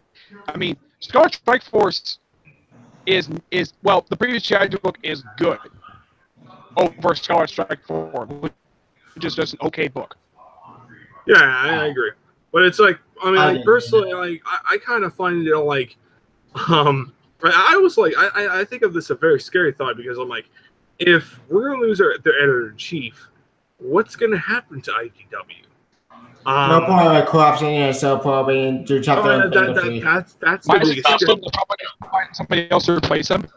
The only person I can think of could probably save IDW is probably John Barber, the guy who's pretty much the editor of the Transform books.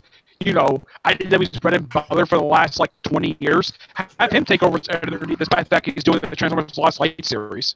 How about you get somebody who doesn't pander SJWs, because we see how that and you see how terrible it worked, because 3 more comic shops have closed because of them. Well, SJWs are always going to be a common thing. That's true. You can't get rid of it. Like I was telling you, what they're going on with the whole Magic's the Gathering, because apparently there's pedophiles running around in Magic's the Gathering. Oh my god! Magic's the Gathering. It's all well, honestly, I'll just say this. I mean, like, I'm just saying, like, they're gonna have to do something that really helps their company. I mean, like, I don't want to see their entire company go down itself. Yeah. Because I'm like, oh, great, wonderful. Are they going to sell it to Marvel? Because I swear to God, like, because Marvel started. Wait, what do they have to sell? Because they're only licensing to make the comics. Like, Jonah lets Hasbro go to Dark Horse again. No. Hasbro, like, here's the thing. The one thing that started the Transformer comics was Marvel. So I would think, like, okay, logically, and to make money, Dark Horse. Go to have Transformers go to fucking Marvel Comics. They'll go to who's ever the cheapest. Hasbro plus Disney kind of screwed over. Disney actually screwed over Hasbro because they were trying to buy DreamWorks, and Disney got in the way of it. So I doubt they'll go to Marvel. Yeah, that's not that's true. That's true. You got that right. But yet again, I don't know. They screw a Dark Horse when they stole the Star Wars books or waving Dark Horse. I mean, like, granted, I don't know. Like, Dark Horse could be could continue, but yet again, I like if they go anywhere. If let's say IDW goes bankruptcy and they're going out of business. I'm like, okay, who could take these comic books? Who could take the series? I mean, honestly, I don't know about Teenage Turtles. I mean, like, I don't know Turtles. I think they're going to go whatever because they've been jumping around. Yeah, they'll be fine. They jump back and forth between Mirage, Image, and then back to Mirage. I would say Mirage probably the only probably could get it, but probably. But as for something like Ghostbusters Back to the Future, the only comic I can see picking up those 2 licenses is probably Boom. Boom Studio can do it. They've been doing a lot of books. I forgot about Boom. Boom and I are Dark Horse for helping snatch up TMNT and Ghostbusters. As far as I know for Boom, the only licensed comics they have currently published right now are the John Carpenter stuff, you know, like Escape from New York and Big Trouble in and John Wick. Let's publish that. Yeah. Wait, actually, John Wick published by Dynamite. Let's see. There's Mighty Power Rangers. That's and there's awesome. RoboCop. They still. Oh no! Here's another surprise. Oh no! Here's another surprise. Cena Grace and Max Masaggio is about to do a special on Power Rangers. You know, the guy who did Iceman. He's about to go write a special. No. Fuck. Why him? Why? Hold on. Because you fell on a comic, they give you another comic just because you're a gay writer. So diversity. And plus, you might, like, I'm sure there's. You guys might not know about Boom Studios. Did you know at one point Mark Waid was their editor-in-chief? I did hear about that. Mark Waid was a lot of things. Mark Waid needs to learn to keep his mouth shut on the internet. His book right now, it's so boring that I would give it him.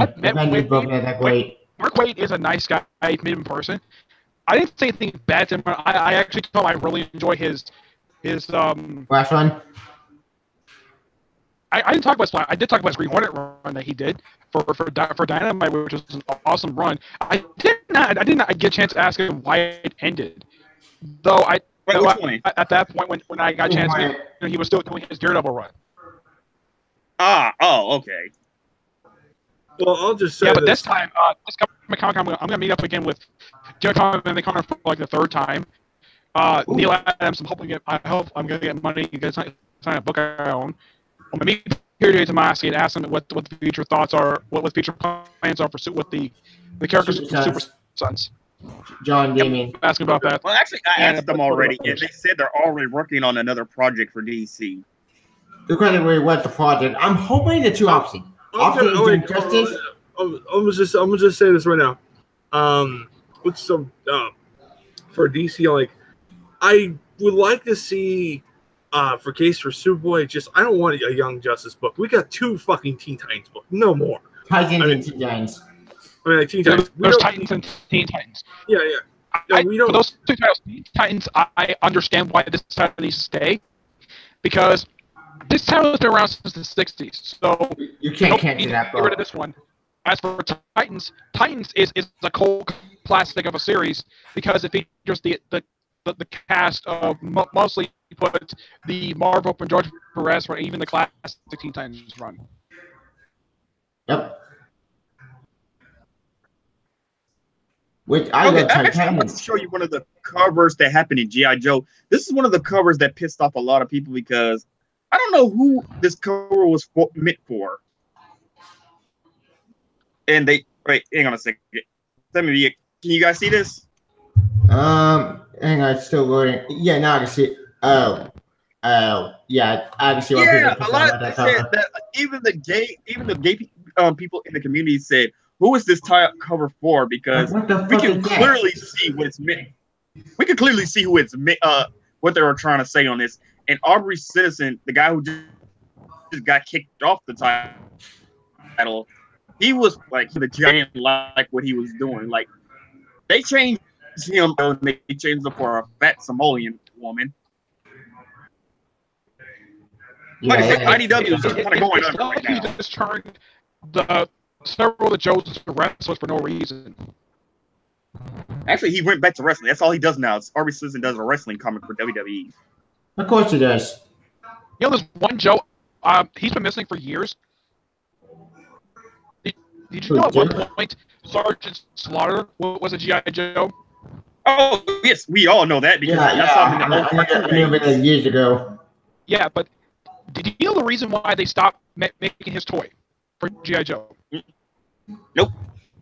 Why? The reason is because in the early 90s, he turned heel and became an Iraqi sympathizer.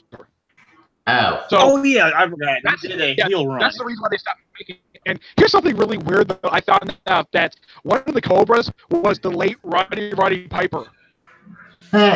Nice. Like, really? Roddy Piper, a member of Cobra?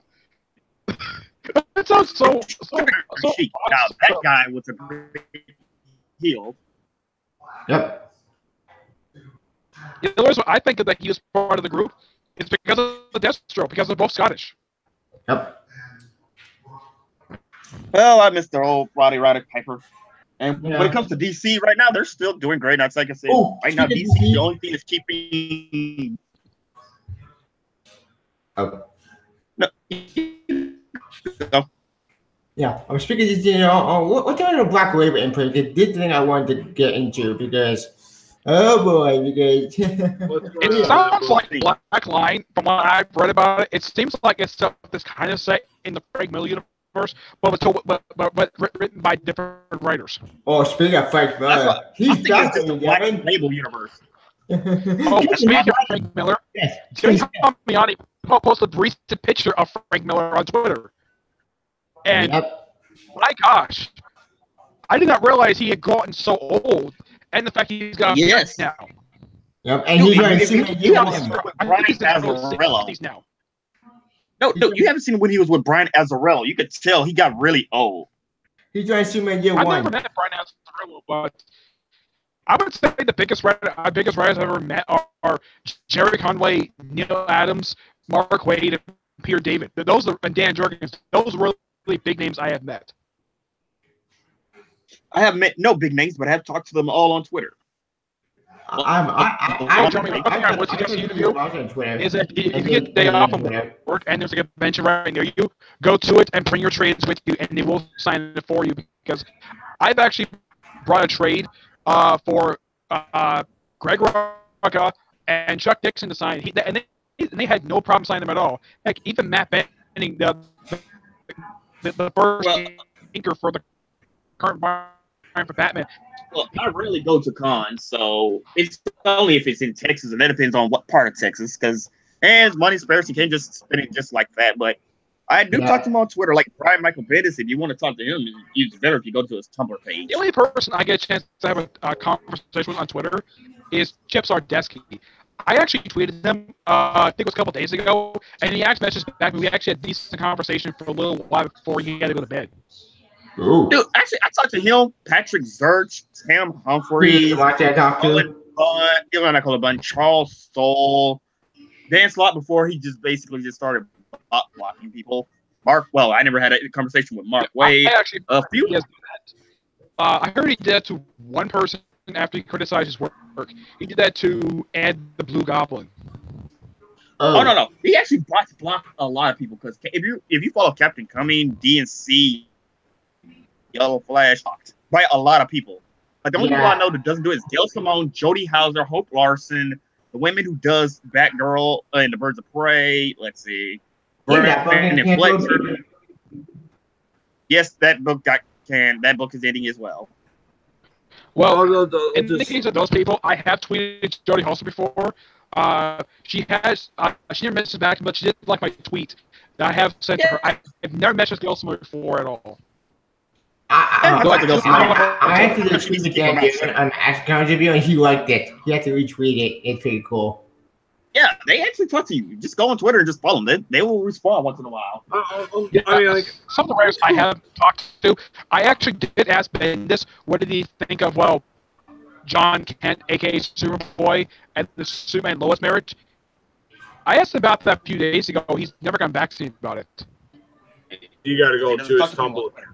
He doesn't go. Like I tried to do that myself. You got to go on his Tumblr page. That's why I gave Edgar his Tumblr page because he's more likely to respond to you on there. And yeah, he responded to me all right. But it's like my whole like kind of like I'll let you say like I was so hoping he would do Mandarin or just do continuation after this godforsaken shitty ass storyline. Yeah, it took me long enough to say, yeah, it sucks. The story's so boring, and I know there's it feels like a storyline with the exceptions of going with Doctor Doom. With the exceptions of going with him, it feels like the storyline is going nowhere. It's so boring. Nick, one at a time. Nick. Now let me say this. Like the storyline, it's like I thought this story was the search for Tony Stark. Not like, okay, let's just drag and literally just like, okay, we're not going to do nothing until the goddamn last minute. It's like, that is just tedious. I hate that crap. Ever since they announced him to leaving the DC, like, you could tell that he was just dragging his feet. It's more like he's just waiting to run the clock out, till especially at DC. Yeah, that's the thing. Like granted, I'm thinking about just getting, here's another thing. Like, I think about like checking into the Superman books on him, but it's also checking on what the previous writer did. But it's like again, like I'm most like, okay, how is he going to continue? How he's going to do this Superman? So how he's going to do the storyline on him? Because he could just be another bullshit writer, like the last guy was, in my opinion. Because I'm like, I really did not like the last Superman run. Like, which one? The Action Comics one. Wait, the Action Superman, but the Action Dan Jurgens. I'm talking about the main. You mean Peter Jackson Final Days of Superman? I'm talking about the current Action Comics right now. I don't like it. Oh, you talking about Dan Jurgens' run? Yeah, I'm talking about that. That's amazing. Well, a lot of people do like it. I don't like it. I kind of find it very, let's just say, just not good. I'm thing not- what about the whole Mr. Oz story what arc? you guys say about it is that he plants seeds for stuff that you can explore later. Tom King does the same thing in Batman. Let's Yep. see. Oh, yeah, that's Tomasi. Tomasi did it for almost the first 26 issues of his run. He was planting seeds for Black Dawn, which was still an amazing story. Black Dawn, I'm trying to awesome. think, Holy shit, Rocket amazing. didn't do that for Wonder Woman, but it was still a good run. But I can't think of any other series published by DC where they set some stuff early. The only series I can think of where they Well, plant now, seeds later is Action, Superman, Batman, and Detective. But you also As got far as we Flash. know, Because that's they also it. went to send up the Flash. You also got Flash. Flash amazing too. Like the Flash War. Wonder Woman, Holy Flash, shit, that's gonna be amazing. Hell, Jordan and the Green Lanterns. Almost all the DC books were setting up for future story arcs. Yeah, They actually look planned at this Zod. out. Look at I, the John story I going on agree. now. I mean, like, but I mean, you know, like, Leave Zod in the family. but in case with me, I'm like I kind of find like this, at least my perspective on the current Action Comics book, like Superman, the main Superman book, is more like Superboy's story and Superman being a father, and that's I'm like, okay, I got that's, that, bro. that's much different than compared to Action Comics, because Action Comics is more like, in my point blank, and this is how I see it, I don't care what anyone says, nostalgia and What the mindset. Mr. Oz story like? Mr. Oz. And his reveal. He was cool, but didn't really care too much about him. That reveal would have made a whole. I did not see that plot twist coming with Vin Joel. It's all going to Doomsday Clock, so that's all. Yeah, That's that's the thing. I mean, like, I'm looking to see how that does, because I'm just hoping that does well. But it's like, I don't understand why in all places why Watchmen. The only thing that's going to be worth watching to seeing is Dr. Manhattan and fucking Superman. Edgar, did you read Doomsday Clock? I mean, not Doomsday Clock, but Yeah, I've seen it. I didn't read it, but I saw the reviews on it. I know about it. Why? You got to read that and read The War Jokes and Riddles by Tom King. Speaking of Joe, I went to the library right now, and that story. I recently did a review on the trade that explains that awesome storyline. Cut man. Yeah, that was yeah. the best storyline Tom King has ever done. That's probably my favorite Batman story. Cut man. Cut man was awesome, that story. Oh yeah. Oh, speaking of DC, now, what's the Dark Knight Metal? When is this coming out? Oh, speaking of that, I actually heard this tweet from Scott Snyder. Do you know how long the last issue is going to be, Tim? You're going to be shocked about this. How The long? last issue is going to be 42 pages. Wait, what? How many pages? Yeah, Scott Snyder revealed this on Twitter. Issue 6 is going to be 42 pages long. Holy shit, that's huge. It's been delayed. We actually forgot. We were already supposed to got Doomsday Clock last month, and we're supposed to get one this month, but we're not getting neither. So I don't know what to do about that either. That breaks my heart. That was amazing. Issue 1, 2, 3, 5, awesome. All up. You know, DC should have planned this out better, and they should have waited at least 6 months to a year apart from doing these big crossovers. To be fair, Dark Knight Metal will eat the crossover made sense, and then on time not putting any other books. That's the good thing. Yeah, both titles were built up From DC over the course of 2011 up until now. It's not like Marvel where there's crossover. They actually give the readers a breather between crossovers. Which that makes me happy. Half the time doesn't. The worst case of this came in 2014, where you had original set, and then 1 month later, Spider-Verse. you had access. Yeah, that happened too. But Marvel most of the time doesn't give people a chance to breathe. No, recently, we've had like a breather since Secret Empire, though. Yeah, we had Venom Burst without a point event. Never get Venomized without a point event. Look, I have Venom has been oversized to the point of saying I can take it anymore. The first one they had. Let's think of the first one they had. After what happened, Night of Owls. That happened almost 1 year after DC relaunched. You had that and The Culling happen around the same time. And after that, we had Forever Evil. Wait, and we had Trinity War. get All right, I'm back. Well, you had the Green Lanterns came Next first crossover. up from Evil, or did they come after? I think it came before Trinity Trinity War. Trinity War, yeah. With Pandora. Thank Yeah. God she got killed Yeah, off. the only crossover I can think of over the past, let's say, 7 years that was actually did suffer through a delay aside from Metal was Forever Evil, and that was it. That was the only event Holy shit, that book got they delayed. actually the ending of the event. I mean, Yeah. look at something like, let's say, Endgame. That was a storyline that happened in Zork, happened in Batman. That one shot. But you're really coming in and out. Yeah, coming in and out. Cross with every single book. Zero. Nick, your connection going in A and whole out. month of various issues. You might as well type it, Tavia. Okay. Yeah. Happened to Happened before or after? Into it. Forever? at least a little at the time because of the Tibia. Yeah, your connection going in and out. Wrath the First Lantern was before Lights Out.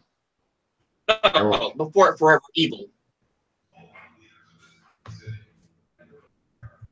It was the last Green Lantern story that Jeff Johns did. Though, despite the fact it was called Wrath of the First Lantern, the title of stuff was a big fat lie. It wasn't about him getting revenge against anybody. It was basically screwing people's minds of the whole entire story. And the test story maybe ended The weird. Lantern happened before Forever Evil. Where did that happen at? I think Fallen happened before the Trinity War. Yeah. No, after before Trinity War, but I That can't figure out where. did happen just before Forever Evil chronologically. You remember at the start of Trinity War, Simon Baz is there because he's in Wrath of the First Lantern, and then pretty much like Trinity War comes like right after that because that's when he gets back to Earth after training with the Green Lanterns. Trinity War was pointless. That entire event was boring. All they can actually more. All they can actually do is open. Tibia. Trinity War was an interesting story, and this was a story Jeff Johns to build up since the start of the New 52. Darkseid War, which is the next major one he did, he's been playing that since the first arc of Justice League. At least he planned his events in advance. That's one thing got praised by Johns. He planned scenes for this early on, and then he pays him off with Trinity War. The whole point of that event is have 3 Justice League teams beat the crap out of each other over. Pandora's box. Yeah, which Basically. it is the most bizarre-looking box I have ever seen because Look at that when you think skull. of Pandora's box, you think of like a small, like little treasure chest, not something that's made of technology over the portal to Earth 3. Yep, and now they're poor that they got Captain Morgan, but that's an accurate. The Grace Trinity War for one particular thing. It has the shockingest ending to a crossover DC has done over the recent years. It did, but then that got screwed over into Forever Evil. That thing, Forever Evil was a good crossover, but it was a time of garbage. Almost the entire crime scene was pretty much wiped out except for Ultraman and Superwoman. And Owlman. Everyone else got killed. And Grid. Wait. Grid is trapped again. Yep, he's gone. Ultraman. As far as I know, as of Darkseid War, he's Grid has been I think he's been destroyed. But I know even Power Ring, the actual Power Ring itself, that is gone. There's nothing left of that thing because that ring itself has been destroyed. Yeah, both of them What gone. happened to everybody else? Alfred, he got killed by freaking Black Manta. I mean, stabbed with Aquaman's trident. Deathstroke shot Copperhead. Let's see. Copperhead wasn't part of Crime Syndicate. Copperhead. Oh yeah, Captain Cold pretty much destroyed Johnny Quick's leg. Lex Luthor probably has the most killing. He killed the most people in Forever. He killed Atomica, who was, she was originally a female Adam that she was with her hubby. He killed her, the doppelganger, who was really evil. Yep. I'll get Uber. I think, who else did he kill? Let me think. Himself, and then he killed Dick Grayson to extreme and then he brought back to life. Yeah, but the other person he did not kill was Deathstorm. He was killed by Mathis, aka Lex Luthor of Earth 3. He actually killed him and Johnny Quick. Oh yeah, that did happen. We forgot about that. Deathstorm did kill somebody in the crossover. He killed Howling. Yeah, that was the most interesting death of the entire storyline. Like, he knew that this was not his Hal Jordan was. And in fact, he killed him by ripping off his arm. That was so worth it. That power was such a coward. That guy got killed off. I made me happy. Most hilarious scene of the entire Nick, you're connected to in and out. Like,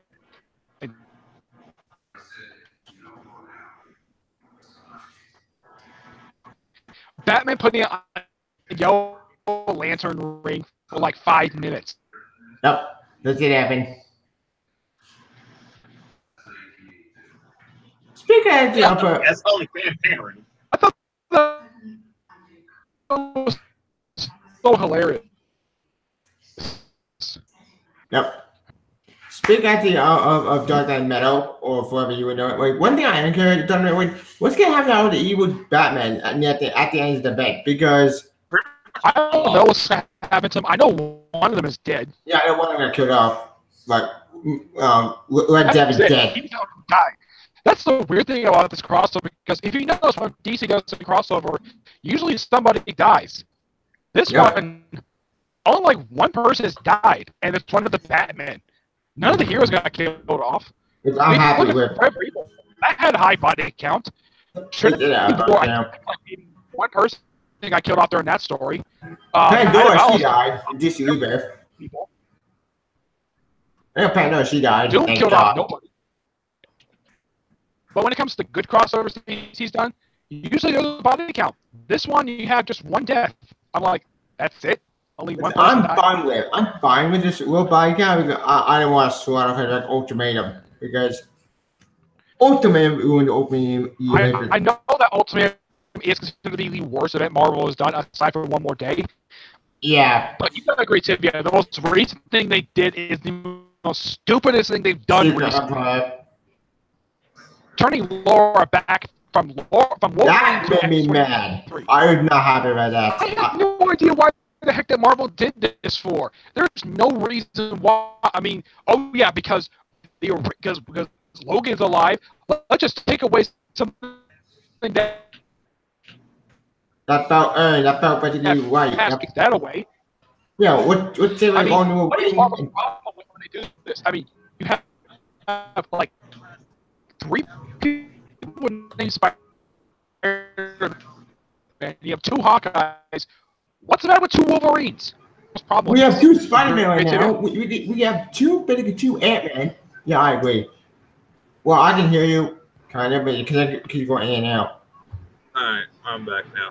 All right. Yeah, I agree. We could have X-23 roaming around as Wolverine or whatever, but it's like they don't want to do that because the readers. That's your biggest problem. What? Why do we don't want Wolverine? I didn't hide.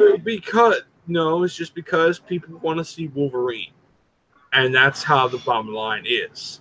We have 2 Spider-Man. Female Wolverine. I mean, we have a female Hawkeye. We have female Spider-Girl.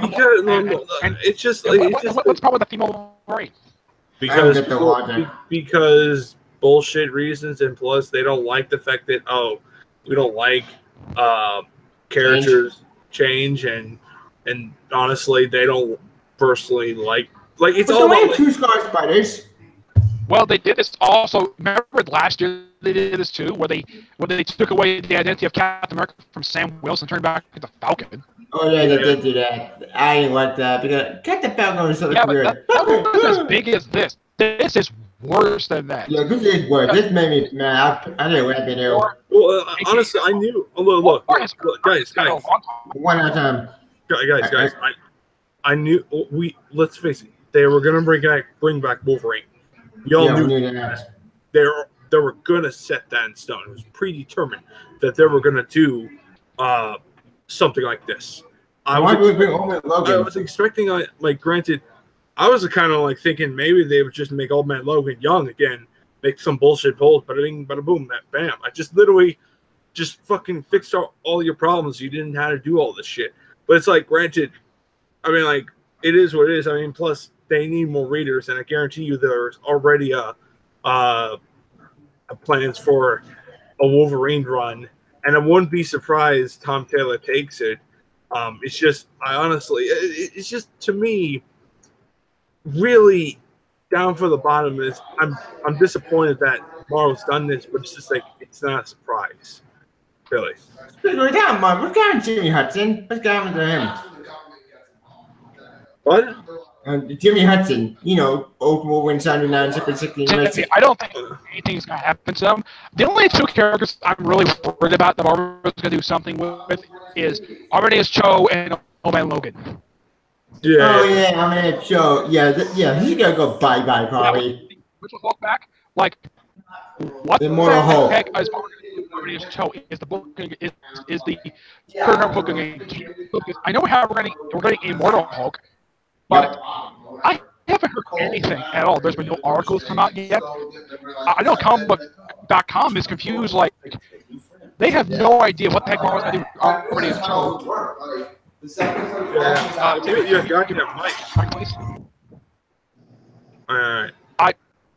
But in the case of Immortal Hulk, I know the way they're writing him is that he's mad that he came back because he couldn't stay dead. But here's my question.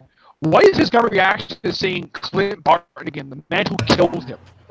Even though he wanted to die. I don't think that he's going to be mad at him at all because he had nothing to do with resurrection. He might be mad at everybody else, but I think there's maybe like 2 or 3 people he might not be mad at. I think he's going to leave She-Hulk alone. He's not going to be mad at her because she's family. Well, let's go when she's gone. Kill him. Rick Jones, I don't think he's going to do anything with him at all. I don't know if he's even still alive because Rick Jones got shot to the head. Wait, I think they got shot by the squad. Yeah. I think what's taking Empire is there are still several unanswered questions since that crossover ended last year. Like, how did Vision get a virus? How in the world and when did Scarlet Witch get possessed by a demon? When in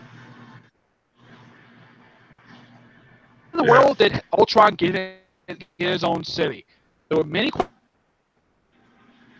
questions that was unanswered by the time Civil War, the Secret Empire ended. Where the heck did Jeremy go?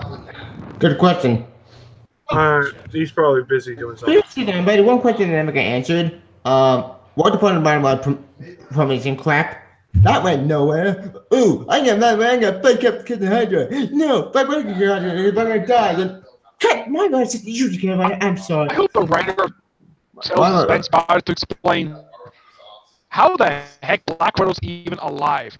I'm still wondering how in the world does getting smacked in the face with a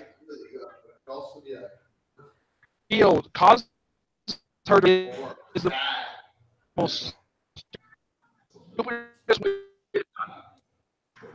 Your connection is really bad.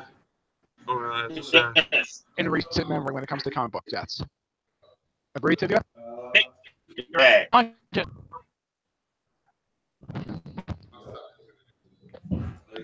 No, I've been here. I'm just listening. Been looking at articles and stuff. I'll just say this. I'll just say this just to end this whole topic. I'm looking forward to see the new X-23 run. I think Tom Taylor did a good job, but it's like he had problems. I think that's true. He had some issues that I feel like could have been addressed more. I mean, you could have fucking told us Gabby had fucking healing factor way in the fucking beginning, but no, you got to get this bullshit pull. Like, oh wait, Yeah, that scared the hell out of me Yeah. because it's stated But in as far as I know, that's the only unanswered question that he left. The only thing he left hanging by the time this book is ending, which I've heard, according to Tom Tim on Twitter, that this particular book on Wolverine is ending at issue 35. But that breaks my heart because that book I think was one of the best books.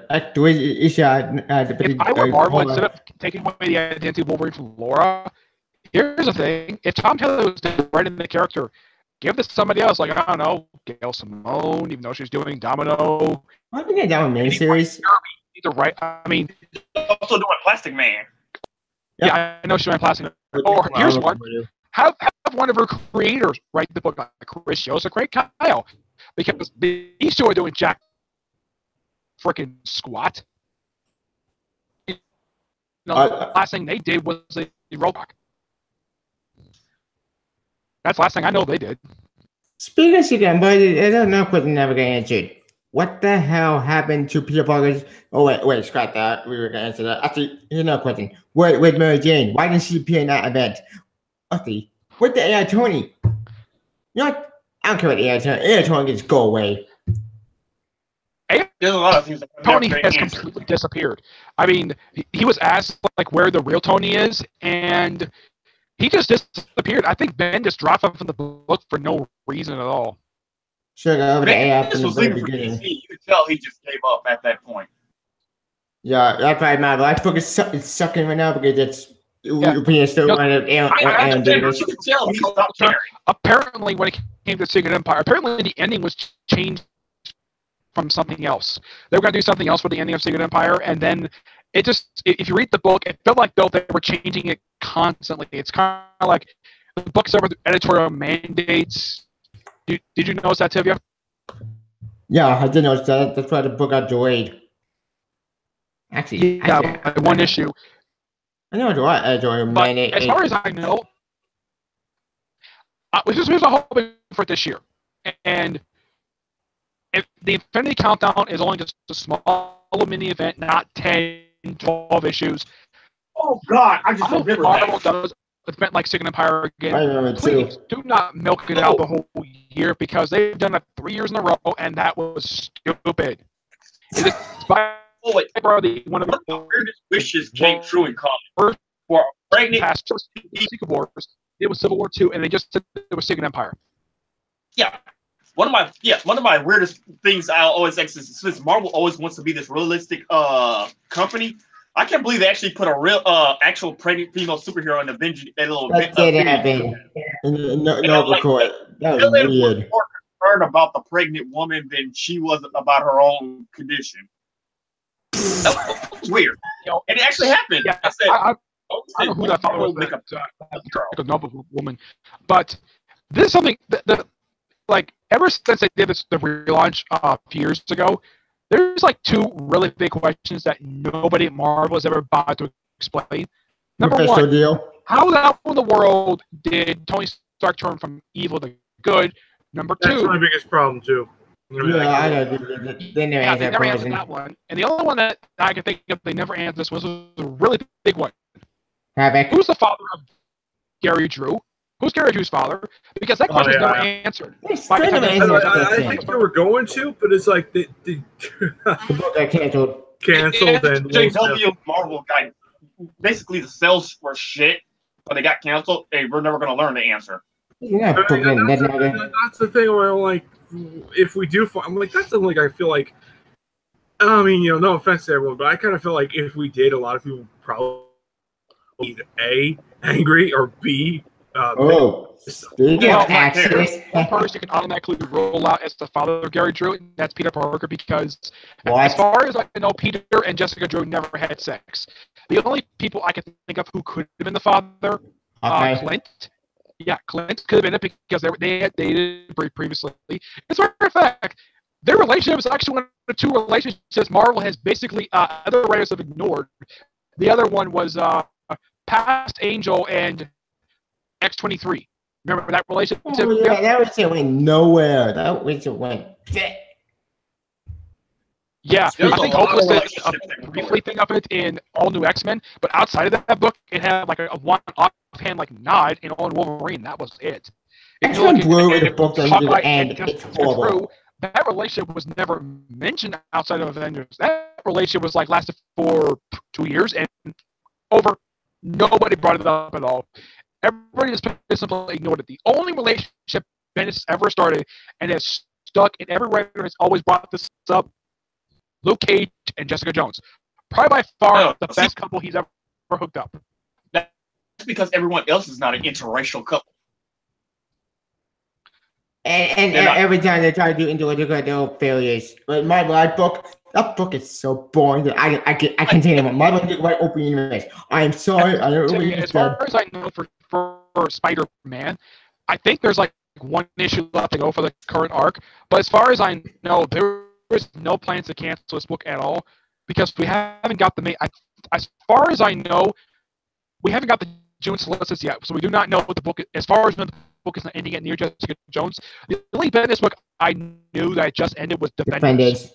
I don't care about Defenders. I was actually shocked to see this book go because it was so damn good, despite the fact that Bendis never bothered to explain how the heck that Willis Stryker basically survived his death. He's a Luke Cage fan, and yet he never bothered to explain how the heck he survived falling from a 5-story skylight. Like I said, you'll never know these answers, and we shall never know them because Bendis is gone, and no one's going to answer them. Spider-Man 2, but or the one thing Planet that's so good at, I mean, he bothered to answer 2 really big questions people had. One was how the Daredevil's identity became a secret again, because remember during Waves when it was publicly known. And 2, the relationship of Medusa and Human Torch, like when the heck did that start? Because it just came completely out of nowhere when we start eradicating humans. And or multiple man being dead for no reason. Even that made me mad. I was pissed off about that. Yeah. But I have heard the Multiple Man book is, I think he's going to, like, for what I heard from the writer of the book, he is going to acknowledge it, but I think he's going to retcon his death.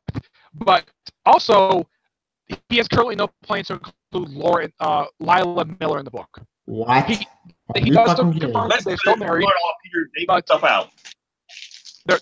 He's going to reunite with her later. But as far as I know, they're still married. Oh, good. Mom didn't have to show that marriage. Thank God for that. Too many series of people married. This is the marriage that, as far as I know, this is the only one Peter Davis ever done at Marvel. Can you think of any other marriage he's ever said at Marvel aside from this one?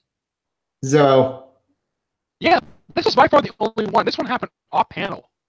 It's like, in the case of this one, it happened one random issue. She's like, yeah, Hendrix asked her, like, hey, you want to go to Vegas to get married? And she's like, sure. And they got married off panel. It is one of the most weirdest things. Though I'm hoping Peter David. Now, as far as I know, when it comes to the other books Marvel's put out right now, I haven't heard anything of these books are going to continue or not. I think that made that chopping block after Damnation. I did hear on Twitter that this year Miss Marvel is going to hit its 50th issue. Well, the comic book, it's going to hit 50 issues this year. Shouldn't hit 50 by now because they reread the book like twice or 3 issue number 1? Oh, yeah, they were launched once. Oh, until it was Silk. Oh, Silk got canceled. I don't care about Silk. Yeah, Silk, as far as I know, this is really weird. I thought it was odd to see the book go, especially since she was an interesting character. Robert Thompson was doing something with her. But since the book ended, I think she's popped up maybe 2 or 3 times since her book ended. And it's kind of like, okay, Slott set up this really interesting character in Silk. Robert Thompson was the only guy who gave a damn about her. And then, like, right at the book ended, same thing with Spider-Woman. They both got dropped off, like, out of Marvel Comics, and no one has ever brought up what the heck happened to these two at all. It's like, oh, the books get canceled. Let's just barely have them show up in the comic ever again. At least Howard and Duck make occasional appearances since his book ended. Gwenpool, that ended, thank God. I don't care about Gwenpool. It wasn't bad. It was just I did read the final issue. According to her future version, she says her story is not over yet. What? How? The book ended. That's back to Marvel. But she's gone. But as for some of the other titles and recently, She-Hulk, I can kind of understand. But the one book I didn't understand why in the world Marvel ended this book, despite the fact that it may have suffered low sales, but I didn't hear how bad the sales were. Not like locations were really horrible. And that was Hawkeye. Oh no, it was pretty bad. I didn't read Hawkeye. What you mentioned, like a lot of these other books that had a lot of SJW stuff in it, Jeremy. In the case of Hawkeye, I didn't see that at all in that book. In all the issues I read, I never saw any of that in Hawkeye. The only book I had that said extra blue, that book is so boring. I didn't give it an extra blue. Oh, speaking of accent, they left the accent in that book. Who wrote the Punisher book? Because that was another dumbed down title. Because that was basically originally. Now it's Matthew Rosenberg. That's the one who does it currently. Oh. No, it was a woman. Was that was her name? The one that wrapped up? Becky Cohen's her name, and she's Platoon. so far the only woman to ever write the Punisher, because the Punisher was written all by men over the years, since he was first created by Jerry Conway back in the 70s. You've been Punisher Platoon, right? Okay, Garth Ennis. No, people from what I heard, people said that's basically Garth Ennis being watered down a lot. Yeah, that sucks.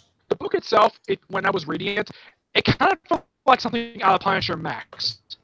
Except not Punisher Max. You can Punisher Max with it felt like it felt like Becca was trying to write a Max book, especially since it was like very heavy on violence in the book. I mean, it felt like a Max book, and you had Steve Dillon do the artwork for like the first 7 issues before he died. I mean, when he passed away, he was halfway through drawing the pages for issue 7.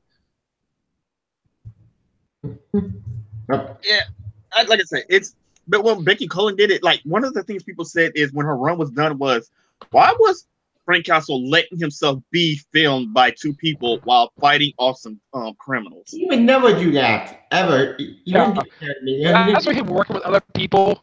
Not the first time he said though. This time it was a DEA, which that was different, and you actually had a recurring villain in the form of this guy named Face. He was an okay villain. I didn't hate him. I just thought it'd be interesting for her to use any of the Punisher villains still left alive, especially since Bendis retconned the death of Jigsaw. I thought Jigsaw got killed off. Yeah, I thought he was dead too until he popped up in Infamous Iron Man somehow alive, even though he fell into a burning building. Like we said, in Bendis' mind, people only die for what he says they're dead. Yeah. And as far as I know, he never bothered to explain how the heck Jigsaw was even alive in the first place, or if he has any burn marks on him. He did Civil War 2 crap. He did basically in his Spider-Man book. He was kicked into a burning building by his own son. Look at my uncle. Yeah. My uncle came back to life. You know, Jigsaw's real name was Billy Russo, right? Yep. And code name. Speaking of Russo in Punisher TV show, he was awesome. I was kind of expecting his face to go through the window. Amir was still okay. I didn't have a problem with him basically being bashed in the face with a mirror. I was kind of for a window like it was in the comics, but a window was still good enough. It's better than basically shoving him in a glass making machine like in the Punisher Warzone film. Yeah. I thought that was stupid. Yeah, that was stupid. Warzone was just bad. I ignore that movie as a play. I have nothing against the guy who portrayed the Punisher. I think it was Ray Stevenson. He did a pretty good job playing the Punisher. And I agree with Conway. The best guy to play the Punisher so far is John Bernthal. John Bernthal was awesome. I agree. He's amazing Punisher. And I've heard that recently they just started shooting season 2. That makes me so happy. That show is amazing. That show is awesome. During a bad time because people been reeling on it with, the whole gun violence. Yeah, the whole Vegas shooting stuff. I never understood about the way Punisher was marketed is that they waited so long to announce the release date for this damn thing. It got heavily chastised. I don't know if this was Marvel's fault or the part. I don't blame Netflix for this. I kind of got to blame Marvel Television for delaying the announcement of release date for it. And I thought that was really weird. Why in the world did Marvel decide to release this miniseries the same day Justice League came out in theaters. So Justice League was not that great. It bombed, unfortunately. Well, it was a There's nothing. disappointment, but at least it broke even. One thing it got praised by, it took a little while, but it did break even. Actually, I think last I heard, I think it did make 800 million. It may not broke $1 billion, but at least it broke even and basically made back its money, and it wasn't declared a flop. Yeah, Marvel was ready to say, "Oh, Black Panther broke $1 billion." No, Yeah, it's worldwide. $2 billion. They did. I know. They said. I know they're ready because I already know. I'm not gonna bash Marvel because they knew how to market this movie. They knew it was gonna make so much money, but the drama and the backlash because of it. Yeah. Well, one thing I didn't understand also is I heard that near Comic-Con last year that there was supposed to be a Punisher panel, but because of what happened in Vegas, They that's canceled the it. reason why they canceled. I'm like, okay, I get maybe canceling the panel on the whole gun promotion, the advertisement of the gun thing.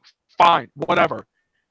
But why cancel a panel on a show featuring a guy who shoots criminals? You shoot bad guys. You don't shoot innocent people. Actually, Marvel was also supposed to do like a 4 or 5 issue little thing with the some company. Yeah, and then they got backlash on that, so Marvel canceled all that. And then before the shooting, which also affected the Punisher TV Netflix show. Damn it. The only con I've ever went to that was kind of what happened last year at New York Comic Con, where it was some of the stuff was very poorly planned. Was when I went with MayCon Tampa last year. Yes. This was so poorly planned. If I heard from one of the vendors, it was very last minute, and some people didn't show up. There were certain booths I went to. Question. I say you had to get Jarvis. Jeremy, made it yourself. No, I never got any drawings when I went to Comic Con. In the dryer. I put it in the dryer. I put your clothes in the dryer. Jeremy? Yeah, I already been done that. Jeremy, can you mute yourself, please? Because you're talking to somebody outside. Wait, I thought I muted myself. Oh, sorry. Yeah, you didn't mute yourself. Oops.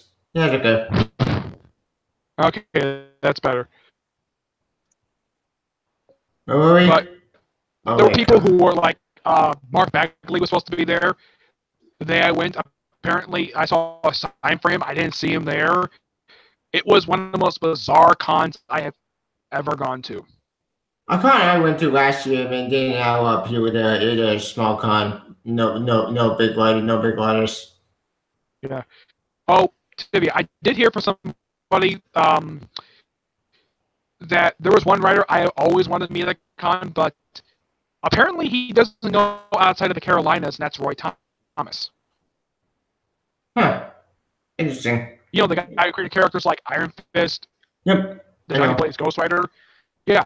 I would love to meet the guy because I would love talking about his work for All-Star Squadron and some of the other characters and what his thoughts are on, well, the Iron Fist Netflix show and what he thought of Nicolas Cage's Ghost Rider. But too bad I never get a chance to, well, it's just odd though, he just won't go to cons outside of the Carolinas, which is so bizarre. Weird. Yeah, that's kind of with me. The whole I don't go to cons outside of Texas. Well, I only go to 3 cons. I go to one in Orlando and I go to 2 in Tampa. That's it. Because those 2 are close by to me. Like, there's also cons in Miami, Jacksonville.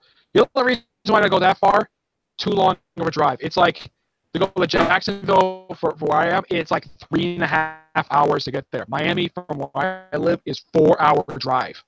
Book what you want to get to Miami, Jacksonville, because that's so far away. Yeah, I would love to go to other cons. Like one con I've always wanted to go to, but I've heard it's got a really big crowded problem, and that's San Diego Comic Con. I've always wanted to go there. Same. The problem is it's basically it apparently has a crowding issue where it is packed, like really, really packed. You can barely move in that con at all. And the lines are really long. And apparently I've heard this from one person. It's like almost any time these people go to this is from Collider. Okay. All right. Apparently San Diego doesn't care about improving how they do stuff. And apparently to get a hotel room for that con you have to participate in a lottery in order to get a What? That's Yeah. stupid. That's insane. That makes no sense. Yeah, I'm still wondering how the heck Cat got a chance to go out west.